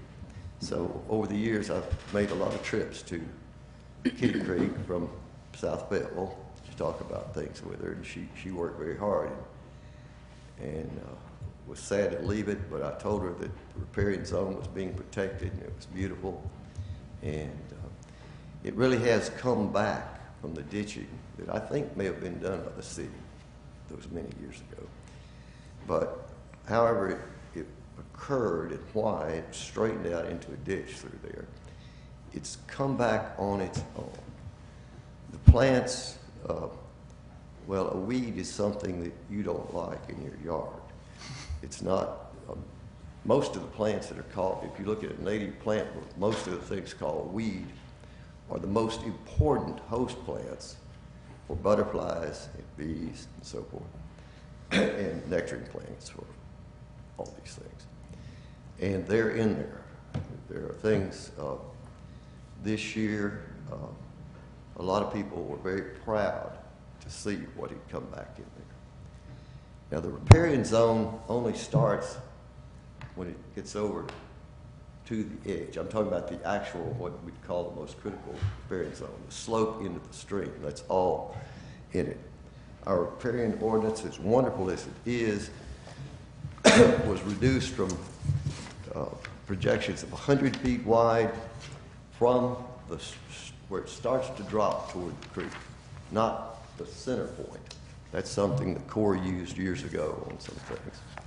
Center point of the stream would be so much on either side of the center point.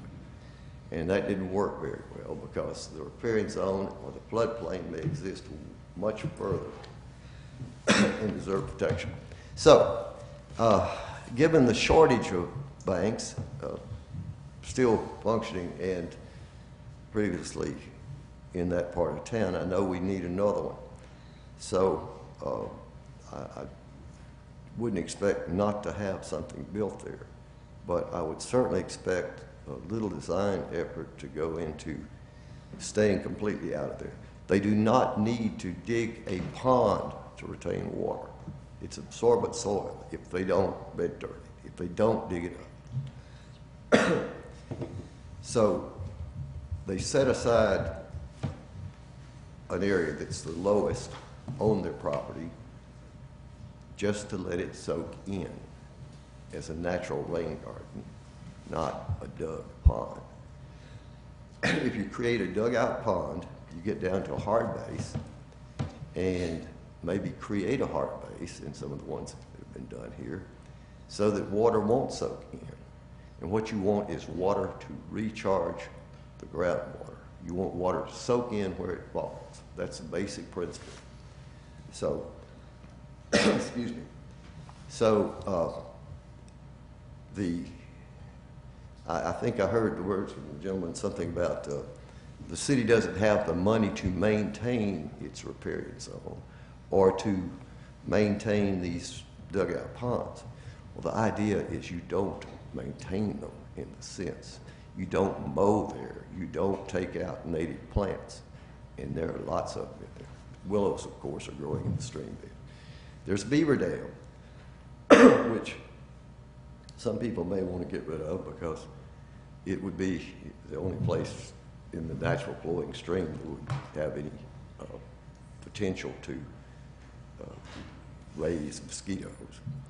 A native rain garden using the native soil, the native plants that are growing there, and some that you add maybe, does not create, seasonal wet prairie does not create a problem with mosquitoes.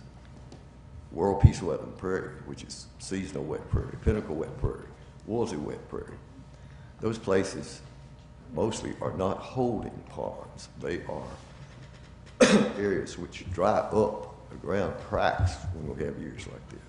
So if they use engineering skills along with biological understanding and attempt to do this in the most up-to-date way, they can avoid this without losing much of their building space. But please, let's don't have more variances to this very good, well-reasoned ordinance. Thank you. Thank you, Ms. Chauvin. Anyone else from the public? Seeing none, I'll bring it back to the commission. Mr. Hoskins? Mr. Chairman.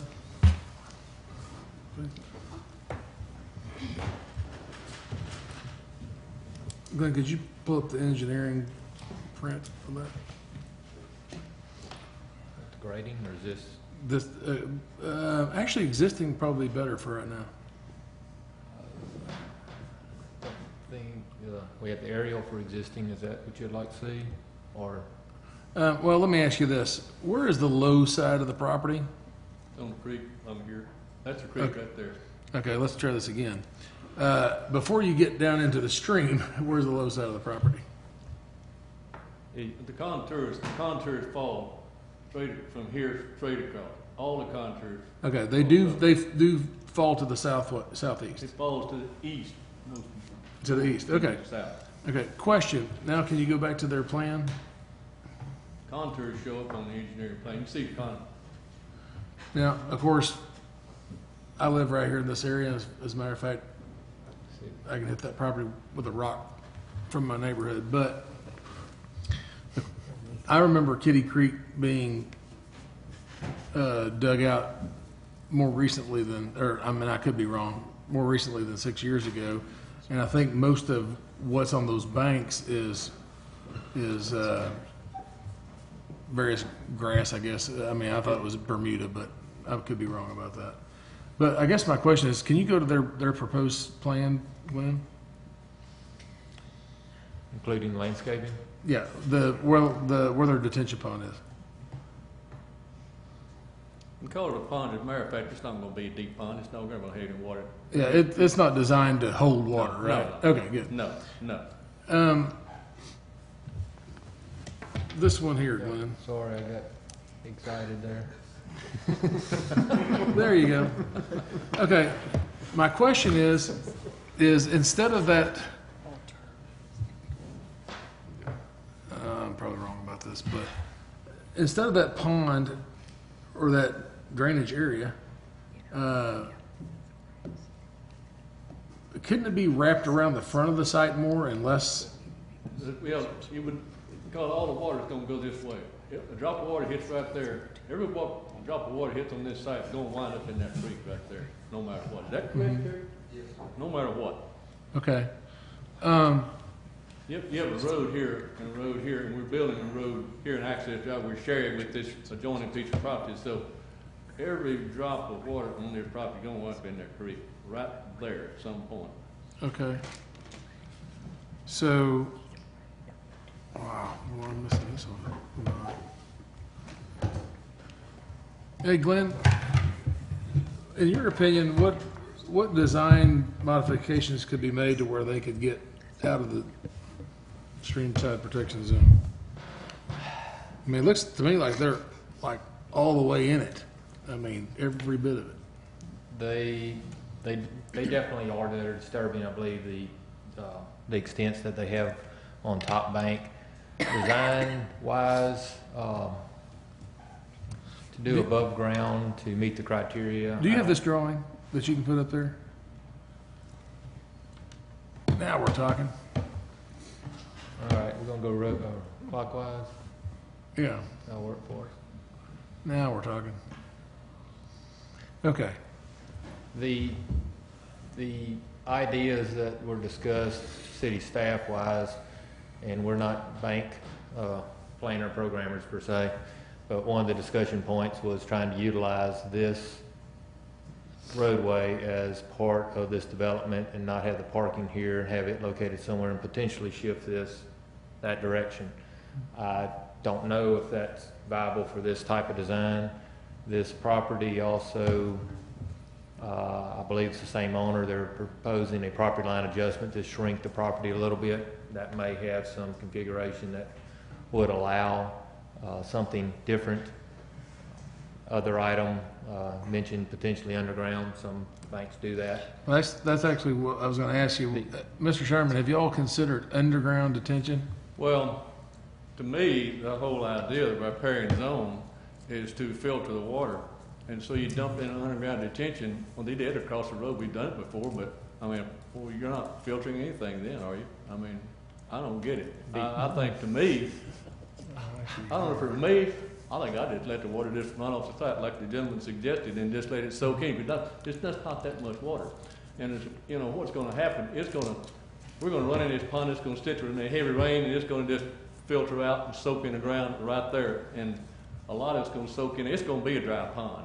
And we have dry vegetation planted, and we do have native species in there. You know, on our property, we plant a lot of native species. Yeah, I know a lot about that, and we're well into that. I understand that. Glenn, you and I had a discussion on another project where you're close to a creek like that. Sometimes it's better just to go ahead and get the water off of the site as opposed to detaining it. Yeah. Have you all looked at that on this site? Yes, sir. What we're looking at on this, it's a little different, may not have been clear in the application. This is in proximity to the creek, and they are analyzed the,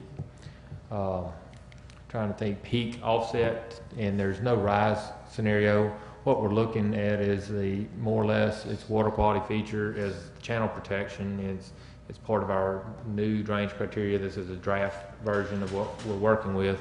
It's extended detention for the 1-year event, and that's what the applicant's proposing. So the runoff would be delayed getting into the creek itself in that area.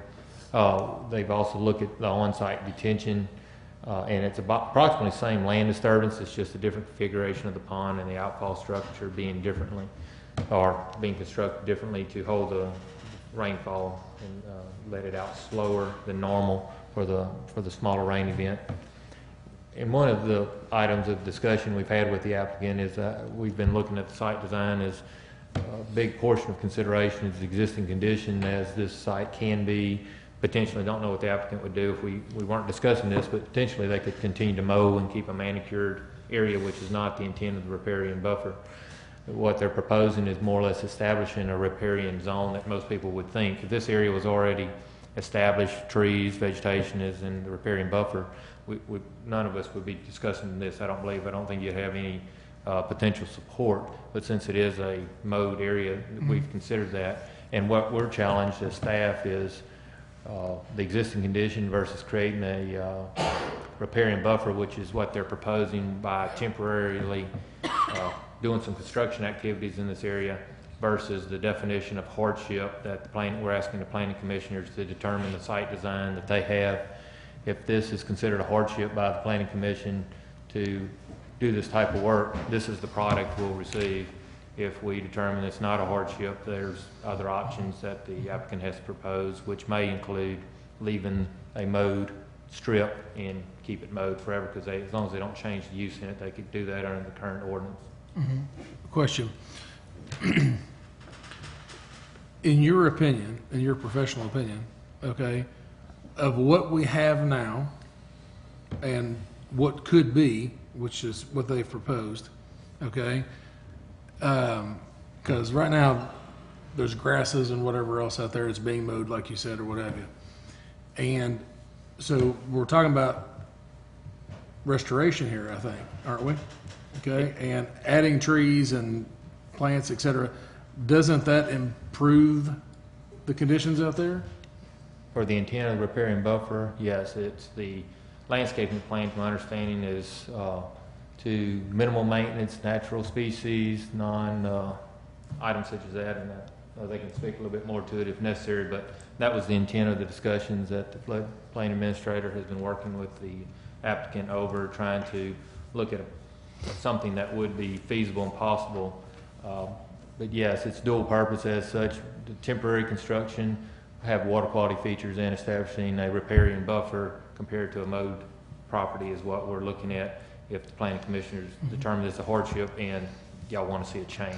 Well, let me ask this, hardship aside, excuse me, hardship aside, do you think that this is a better plan, that the city benefits more from this plan than what's currently out there? Yes. Thank you.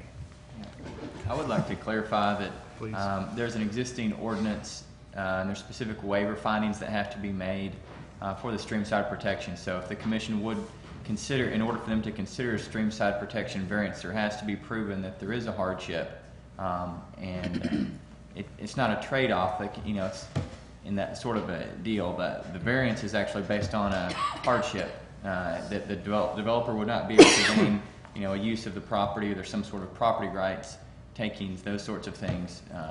So those are the things for the commission to consider, not whether or not there's a trade-off and what they're proposing looks better than what's there today. I understand. Although, let me point out another provision within the streamside protection ordinance, and it's something I think our engineer needs to comment on. And enter combat if he wants to. You need to combat this. In both Zone 1 and Zone 2, the waterside zone, which is the most protected zone, as well as Zone 2, the management zone, under A, B, the activities that are allowed is stream bank restoration or stabilization. So it is possible to look at this to some extent as restoring the stream bank the way we would like to have it, and stabilizing it for the future, because as you know, Kitty Creek has been much abused through the years, and I was surprised to realize it was actually a creek. It looked like a ditch last time I saw it. And so if this is a way, it's actually streamside restoration and stabilization, that doesn't even require a variance, because it depends on how you're characterizing what the developer is doing in this case. And one thing I wanted to ask the engineer is the detention facility that's here, how does that affect the stream bank and those particular areas? Because I know that's one of the most important parts of the stream tribe protection zone, is try to protect the bank. So how does that, is that a bad thing to do in this case? Their plan, what they have suggested, was that going to be something that would be dangerous for the stream bank? And either one of you all get to comment. You want me to comment first? I think there's two parts to that, obviously. The restoration portion, I believe this would fall in that category, with the caveat this is a dual use as a benefit to the applicant and to the creek. As the dual use would be the detention facility, and as we were discussing, or I was trying to indicate, it's a 24-hour extended detention facility, which is a little bit different than what we've seen in the past. And what it relates to is a smaller orifice or structure for outfall to protect the creek itself. We're not at the 100% final design. We would have to look at the outfall velocities from their outfall structure. So there'll be a small discharge over the smaller storm events, which is the 1 year, which is 3+ inches of rain.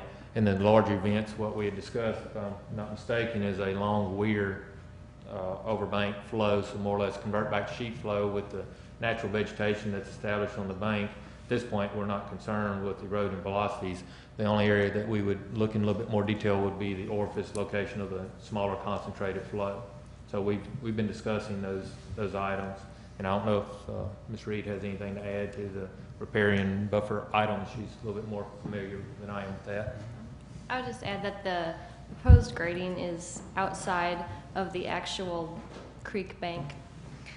The area that Mr. Shepard was referring to that has the weeds growing up is not the area that's proposed to be graded. The area proposed to be graded is currently a mowed area. So the existing conditions within the bank of the creek would stay as they are, and I don't expect that the grading outside of the bank would have a negative effect on the bank. Thanks. Good point. One more thing, then I'll leave you alone. As with our previous item we discussed, I think, again, this is one of those things that we should dissect out of the overall approval and vote on it independently. I do want to say I agree with Andrew, though, that if you're looking at this from the hardship point of view for a waiver, then you certainly have to find a hardship. The other option you would have, if you feel like this is beneficial to the creek and streamside restoration, then you'd simply be saying that under the code section A2, that one of the things that is allowed in the waterside zone and the management zone is stream bank restoration or stabilization, and that this is more in that line than just development. And so that I think you could consider that without saying it's a waiver, but in fact it is, you would characterize the development, and their proposal is doing that as opposed to developing. Because if you find it's just development and not that, then you would have to find the waiver and the hardship that Andrew told you about, and I agree with him. That's very difficult to find in this case. Right. Let me ask Ms. Reed, let me ask you a quick question. Have you had a chance to review their landscape plan and what they're showing to plant in that Yes. zone, would that fall within riparian type plantings that you would normally see, or is that? Yes, it's all native plantings. It's appropriate plantings. The planting proposed, as city attorney was saying, would be considered just simply a riparian enhancement on its own and would not require a variance. The reason that staff feels a variance would be required is that it is for the proposed grading with the water quality pond. Okay, thank you. Mr. Chair. Mr. Jesser. Question for, I guess, the two staff we've been bothering this whole time. It sounds to me like the issue, what's at issue here is the construction period. Am I correct in assuming that? And not the structures being proposed. Does that sound correct? So what's happening is we're within 50 feet of the top of bank, and it's the construction activity itself that would be prohibited, but you actually like the proposed, at this point, I guess we're talking about it maybe being called restoration. So here's a question. I see that we're going to build a bridge over Mud Creek at some point. Is the city allowed to do construction within 50 feet of the bank in order to build a bridge? There is, another provision under, I read you 2, but 7 says stream crossings, including driveways, roadways, trails, or railroads, when the city engineer determines there is no practical and feasible alternative. So if you want to do the stream restoration here, you're going to have to do a little bit of grading. There's not, I don't think you can do it. What's a feasible alternative to doing that? So I think that just like in building a bridge, sometimes there is going to be some construction activity that you would prefer not to have there, but you want the final result. That's where I'm coming at this from. And so I just wanted to make it very clear from staff's perspective that it's merely the construction activity that has to take place in order to get the end result, which is outside the bounds of the ordinance right now, correct? Yes. And you're satisfied with what they've proposed, that it's better, not just Mr. Newman, but you're satisfied that it's better than what's currently there. Sorry, Mr. Newman, you're an engineer. I don't really trust you guys on plans. I am also an engineer.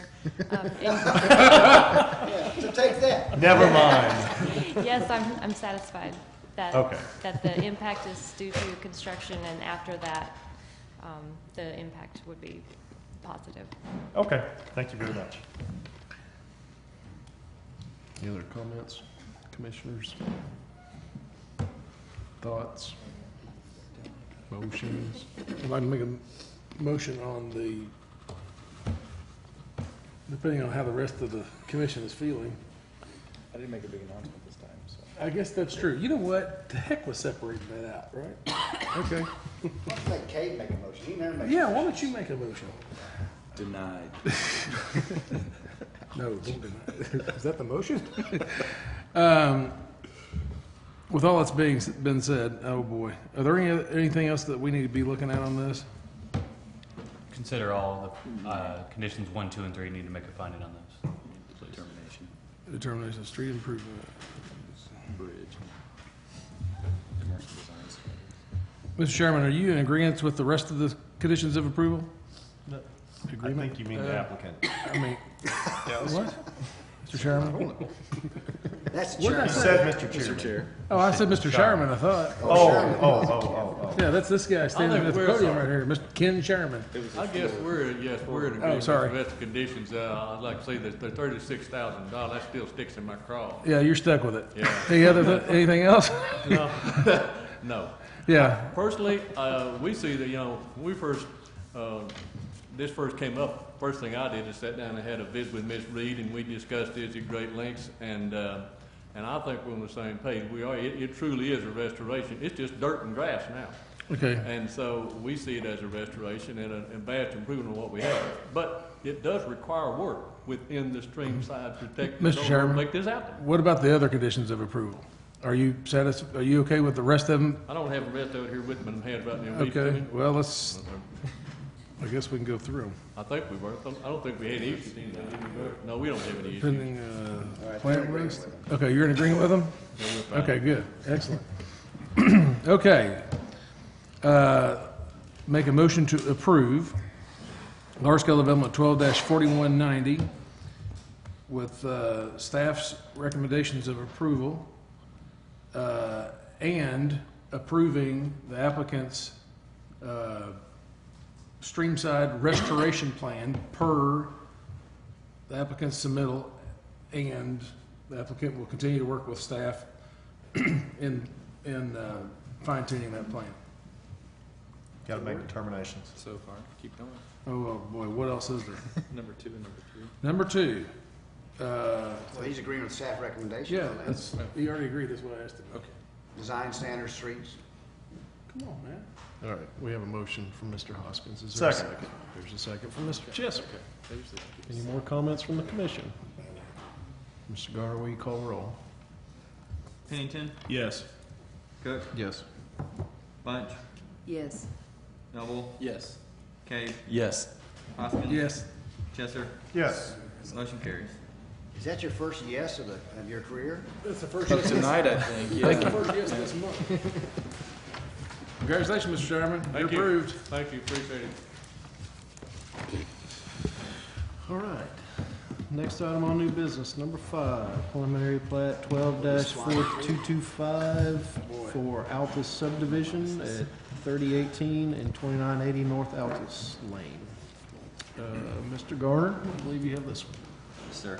Mr. Chair, I don't see the applicant here. Okay. And he called me right before the meeting and said he had a family issue that came up, and Okay. he said he would try to be here, but if he was not, he requested to be tabled for 2 weeks. Fair enough. Is there a motion to table? Mr. Chair, Yes, sir. I move that we table preliminary plat 12-4225 for Altus until the next planning commission meeting. Second. We have a motion and a second. Mr. Chair, Yes, sir. just a quick comment. Do you want to, for the sake of the record, ask if there's public here to speak to this item? Yes, sir. Public here to speak to this item. Thank you very much. Mr. Garner, will you call the roll? Public. Pennington, Yes. Cook, Yes. Bunch, Yes. Noble, Yes. Cave, Yes. Hoskins. Chesser. Yes. Motion carries. Let's see. Last item on new business, number 6, conditional use permit 12-4235 for the recycling drop-off facility at 729 West North Street. West North Street. Mr. Fulcher. Could be Northwest Street. Sure. This is a project being proposed by the city of Fayetteville. This is city-owned property on North Street. It's just 2 lots over from Leverett Avenue. The trail runs through the property. There's an existing lift station building on the property adjacent to the creek there as well. The request and proposal is for a community recycling drop-off center, and this would be very similar to the one that you see down in Happy Hollow adjacent to the Parks and Solid Waste Building. Ultimately, it's a paved site with the drop-off containers for your plastics and papers and cardboard, et cetera. And this is ultimately a community site. So what you're really trying to hit is those individuals and families that don't have access curbside. Many of us, if you live in a single-family neighborhood, we've got curbside pickup, you just throw them right out there. For anybody else that doesn't have that, you've got to haul it down to the site at 15th and Happy Hollow, or throw it in your trash can. So this is an opportunity for a large segment of the population, especially in this area, which is a very densely populated area. High percentage of units are multifamily that do not have access to curbside pickup. So location-wise, it seems like a very good opportunity to increase the recycling program usage. The pavement area is just going to be large enough for city vehicles to be able to get in there, pick up and drop off these larger containers. So the site's been designed with that in mind, no larger, no smaller. And surrounding the site will be some type of decorative fence. This won't be a chain link or barbed wire or anything like that, most of which we wouldn't even allow, but it will be some type of decorative fence. So you want security, but you also want visibility. You want the public to be able to see this as they walk by, drive by, and realize that this is a facility open to the public and something that they can use. In our opinion, we think this type of facility, while it is not necessarily the most attractive use, it's a very important use for the community to be able to have. large containers are simply not that attractive. There's not much you can do about it. This isn't a dumpster holding facility. These are enclosed containers or small openings for fairly clean recycled goods to be able to be dropped off by the community. So for our recommendation on appropriateness of this site as a conditional use for a drop-off facility for the community, we think that it's very important. We're supportive of the request by the city to do this. There's an extensive landscape plan. I say extensive in the sense that the front of the site along North Street is actually the lowest portion, and so that's where a small detention, a water quality area will have to go, and that has to be landscaped. So the entire front of the site is going to have all the landscaping provided for that detention facility. So that'll be shrubs, small trees and large trees, as well as street trees are required. And then we've proposed some screening along the trail side just to minimize the view to some degree. Again, you don't want to screen the facility out to where the public can't see it, but you do want to lessen the impact to the overall site. So we feel that the landscape package that's been provided is well prepared. The site is adjacent to a streamside protection zone. We are not in the streamside protection zone. There's no grading development, anything going on there. All the trees on the site are being preserved. We've actually penalized ourselves for removing a tree. It's not being removed. It's only because some of the land disturbance is underneath the drip line. So we count that as we're removing it, but we're not. But we are, again, penalizing ourselves for that because that's the way the code is written. So overall, it's a minimal disturbance, none to the streamside zone, none to the existing trees. One point of discussion, we've put an aerial, and if you tour the site, you're able to see this as well. With any new development and conditional use, you're required to construct sidewalk or reconstruct sidewalk to meet our minimum standards. In this location, there's an existing sidewalk along North Street. So normally we'd say, let's reconstruct this, move this back to the master street plan right-of-way, 5-foot sidewalk. That makes the most sense. And that might be the case. But if you look right next door, there is no sidewalk whatsoever. So the question becomes, should we connect our existing sidewalk to the sidewalk on Leverett and fill in that gap, or should we replace our sidewalk and leave the gap there? I think there's a reason to leave that open for us to look at in the field. If we get to the property next door and the property owner doesn't want to work with us on a new sidewalk, or maybe there's utility poles in the way, trees in the way, there's reasons why we can't construct that, then we should relocate the existing sidewalk and rebuild it. But if there's an opportunity to fill in a gap in the system, then I think that is probably the most appropriate thing to do for the community in this area. So we've left that a little oddly open-ended, but I think both are appropriate. But we certainly would appreciate your feedback on condition number 2. The items 3, 4, and 5 are very straightforward conditions.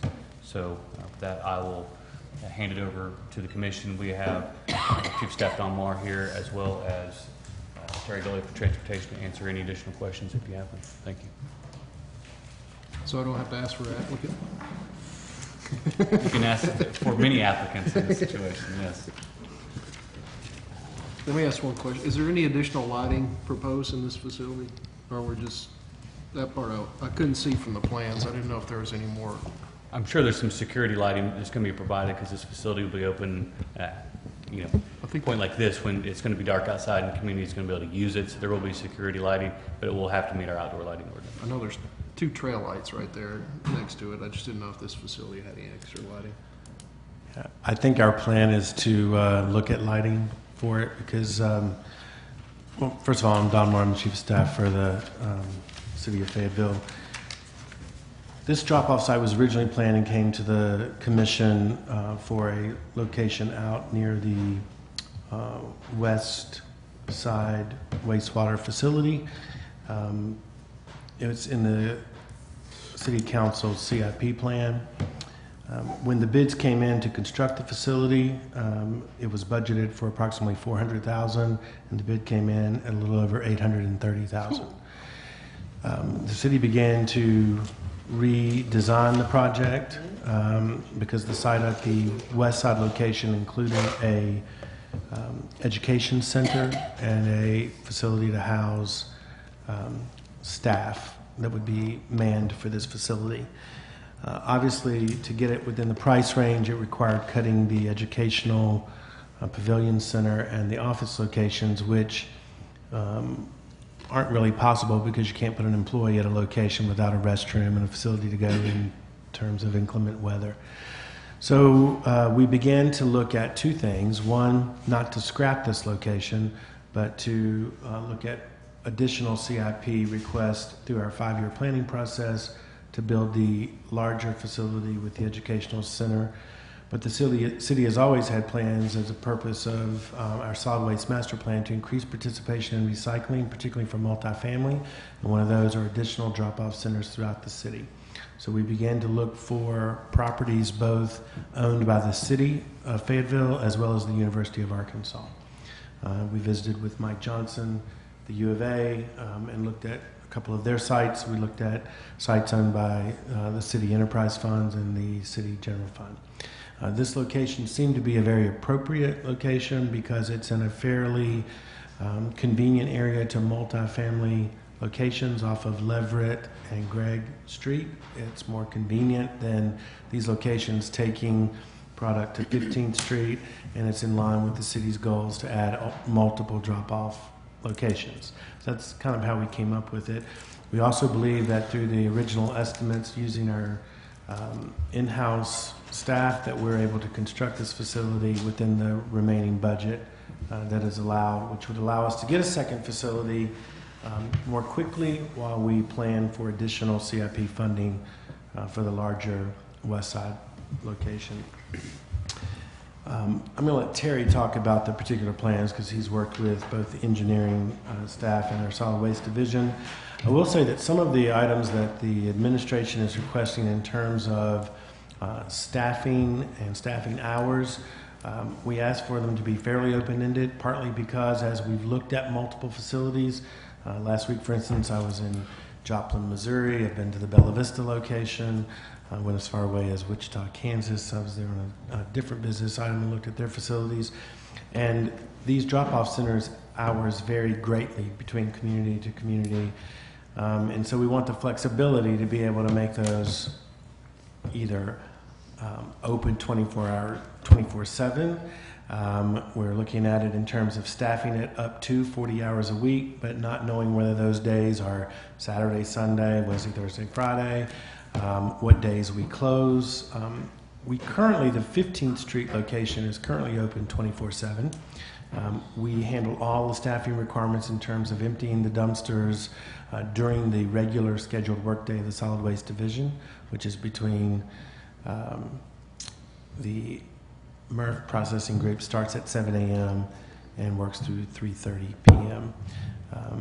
In staffing this location, the council did approve a dedicated head count in the budget in 2011 for the 2012 year to be allocated as needed for the design. So our initial time period we're looking at is Tuesday through Saturday, and hours that incorporate into the evening at least to a 7 p.m. time period, but we haven't settled on that, which is why you don't see those hours in here. We also wanted the flexibility to adjust that if we saw greater usage at other times. So I'll let Terry go over the rest of the plan. I'm not sure what rest is left between Jesse and Don. We see a great need here and an opportunity to provide. We were really looking for something that was located in a multi-family area. There's several old apartment complexes, the old Skull Creek apartments and all just south of this. There's a lot along Leverett. We're hoping we can introduce a lot of people that maybe don't go all the way to 15th Street, but will be willing to bring it to this. We even looked for potentially some usage off of somebody going down the trail even because it's going to be right there. One other thing in this we were looking at doing is also working with the old pump station that was there to potentially put that into play as a restroom, which can be used by both the person occupying or working on this facility, plus also be open to trail users as they go down the trail, because we currently don't have one along the trail system other than in the existing parks. We believe this is, is a good plan to do that. We're going to, as we said, we're going to screen this, use wrought iron type fencing, lots of landscaping, trying to make this as attractive as possible. We'll be there early enough every morning that if somebody did leave some trash or something the night before, we'll keep it cleaned up. And we'll be both servicing it with our crews to empty the dumpsters. We'll be doing roll-offs on this. We won't be doing anything like a commercial where we're dumping and there's a clanging and banging like with a commercial truck on the overhead. So, I mean, we think we can be compatible, good neighbors, and provide a service there that's direly missing in that area right now. Other than that, I just add that if we do find a high contamination issue in this site, we would plan to close it and only have it open during manned hours. Okay. Hang on just a second. I forgot to ask, is there anybody in the public who wants to speak on this? Yes, sir. Come on up. I forgot earlier. Well, we didn't get through that. You didn't forget. I thought he was done. Okay. Tom Peavyhouse, I'm the owner of the North Street Mini Mart across the street. Yes, sir. I'm all for recycling. I'm one of your best recyclers in town, but the location is what I'm opposed to, and the fact that it's going to create more traffic there on North Street between Leverett and the Comedian Bike Trail traffic light, and the flood area. That's currently in a flood zone. The floodway is actually determined, I guess they say that not enough, that the underpass underneath North Street is not big enough to handle the water. So therefore the flood map shows a floodway starting there and actually goes like this. We had two big rains a couple of years ago. The water did not come out of the creek. It did not go over North Street out of the creek. The water is coming from all the apartments up here, down that road, and across North Street. And you've all seen that 12 inches of water across North Street. You're proposing to put pavement in a flooded area, which is all that's going to do is increase the flood. It goes between me and the church, because I'm elevated over the church. Takes a path all the way back and ends up in Johnson's Hardware and in Johnson's Heating and Air. He was here earlier, but he had to go. He's got more of a flood problem than I have. All I have to do is clean up all the mess in my driveway. I'm more concerned about traffic. I'm a convenience store. When you take away my location because it's hard to get in and out of, I'm an inconvenience store. So I'm very opposed to more traffic in that area because during parts of the day, it's very confusing between the bike trail and that traffic light. So I'm opposed to your location, and my suggestion would be to put a detention pond in there. Build it up, take the bike trail around it, put the landscaping in like you said, a restroom, that's a great idea because they don't have one. I think it'd be better as a detention pond to serve all the people downstream. All you're going to do is add to the flood problem. So that's basically what I need to say. Thank you. Okay. Thank you, sir. okay, I can address some of the flooding issues because what was Sarah's left, but what she and I have been working on is up in the old Skull Creek apartments up there, up kind of where across from Pizza Hut delivery and all up in there. We've discovered there is a collapsed pipe up in there. And we've been working with the property owner that now owns those apartments to get an easement across there, which will be taking that water, which is currently running down through their complex and then exiting right here at this facility.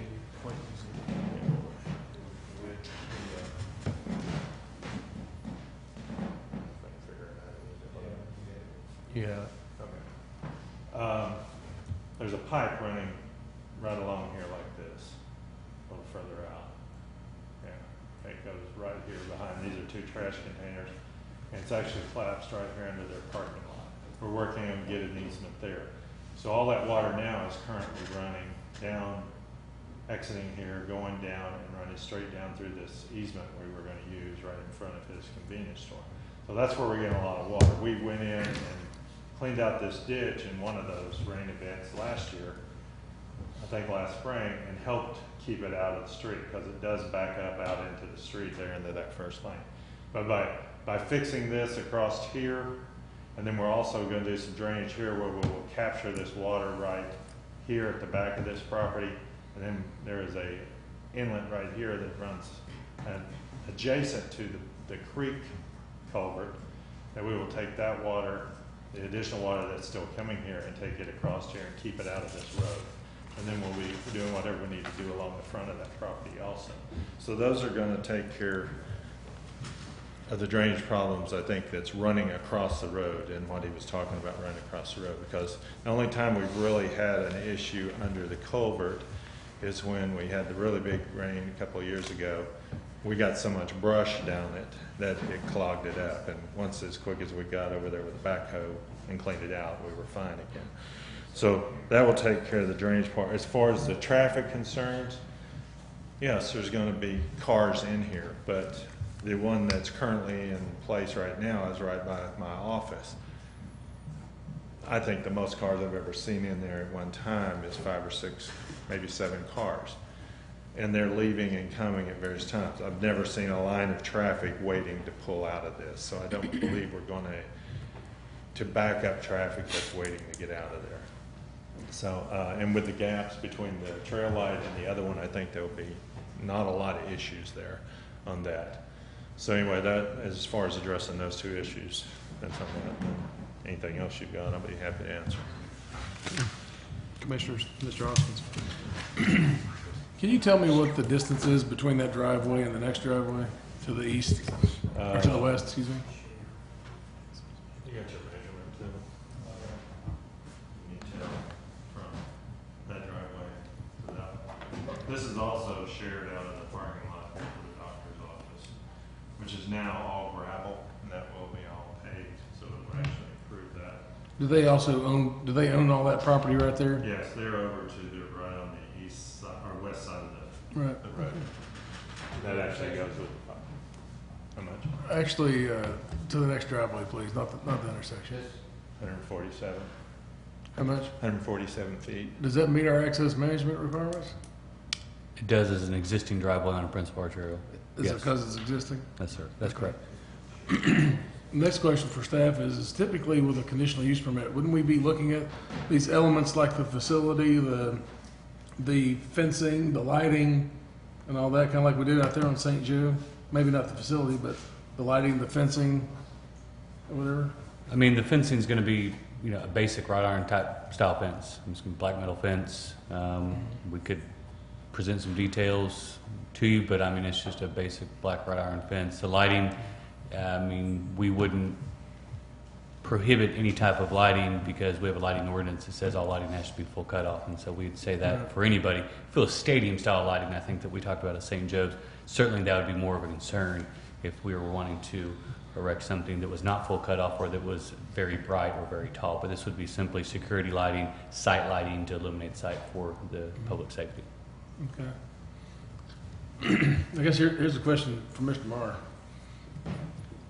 As silly as this may be, what would be the possibility of adding restroom facilities, since it's all publicly owned facilities, what would be the possibility of adding restroom facilities for those trail users or what have you? The trail users? Yeah. On the existing site? Yeah, well, the site is adjacent to the trail. Well, that's where that building is. Right, that building is, that pump station is right in this area. That's where we're talking about having the restroom facility. Okay, would that be offered to the trail users as well? Yes, it would. Okay, good. Okay, great. It'd be joint use. Okay, well, we don't have that in our plan, so that's why I asked about that. Okay. I have one other one. Glenn, have you done the engineering on this? Are you the engineer of record on this one? No, sir, I'm not. Matt Casey has performed the engineering design work. You didn't happen to assess this to see if, again, since you're next to a creek, if it would be better to get the water in the creek and get it out of there as opposed to trying to detain it? I do not know if Mr. Casey has done that exercise. I know he has performed an evaluation on the pond size to meet the pre-post calculations, and the project was submitted, I believe, today or for this round for the SIP process, which we'll be evaluating as a normal site improvement plan, and we can ask that. I have no problem discussing that with Mr. Casey and evaluating that. Yeah. Sometimes as we have discussed several times in the past, sometimes it's better to get the water out of there and get it gone instead of trying to detain it or what have you. I just wondered if y'all had gone through that exercise yet. And so this is not a facility where you're going to be doing glass crushing or anything like that. So the apartments. It'll be strictly the roll-up trucks backing up, loading them up onto the. And their hours are limited to just the same as the regular trash trucks, 7 a.m. to. We currently run the materials processing center from 7:30 until 3:30. Okay. And they would just But do that. those are the times in which we currently collect from the 15th Street location. We do a,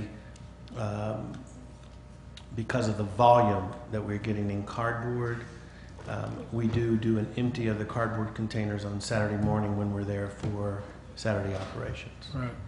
But that's because of overflow. Right.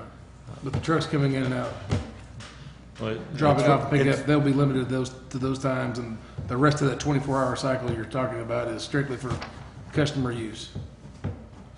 That's correct. And determining when our actual manned staffing Right. period would be. Right, I'm with you. Okay, thank you.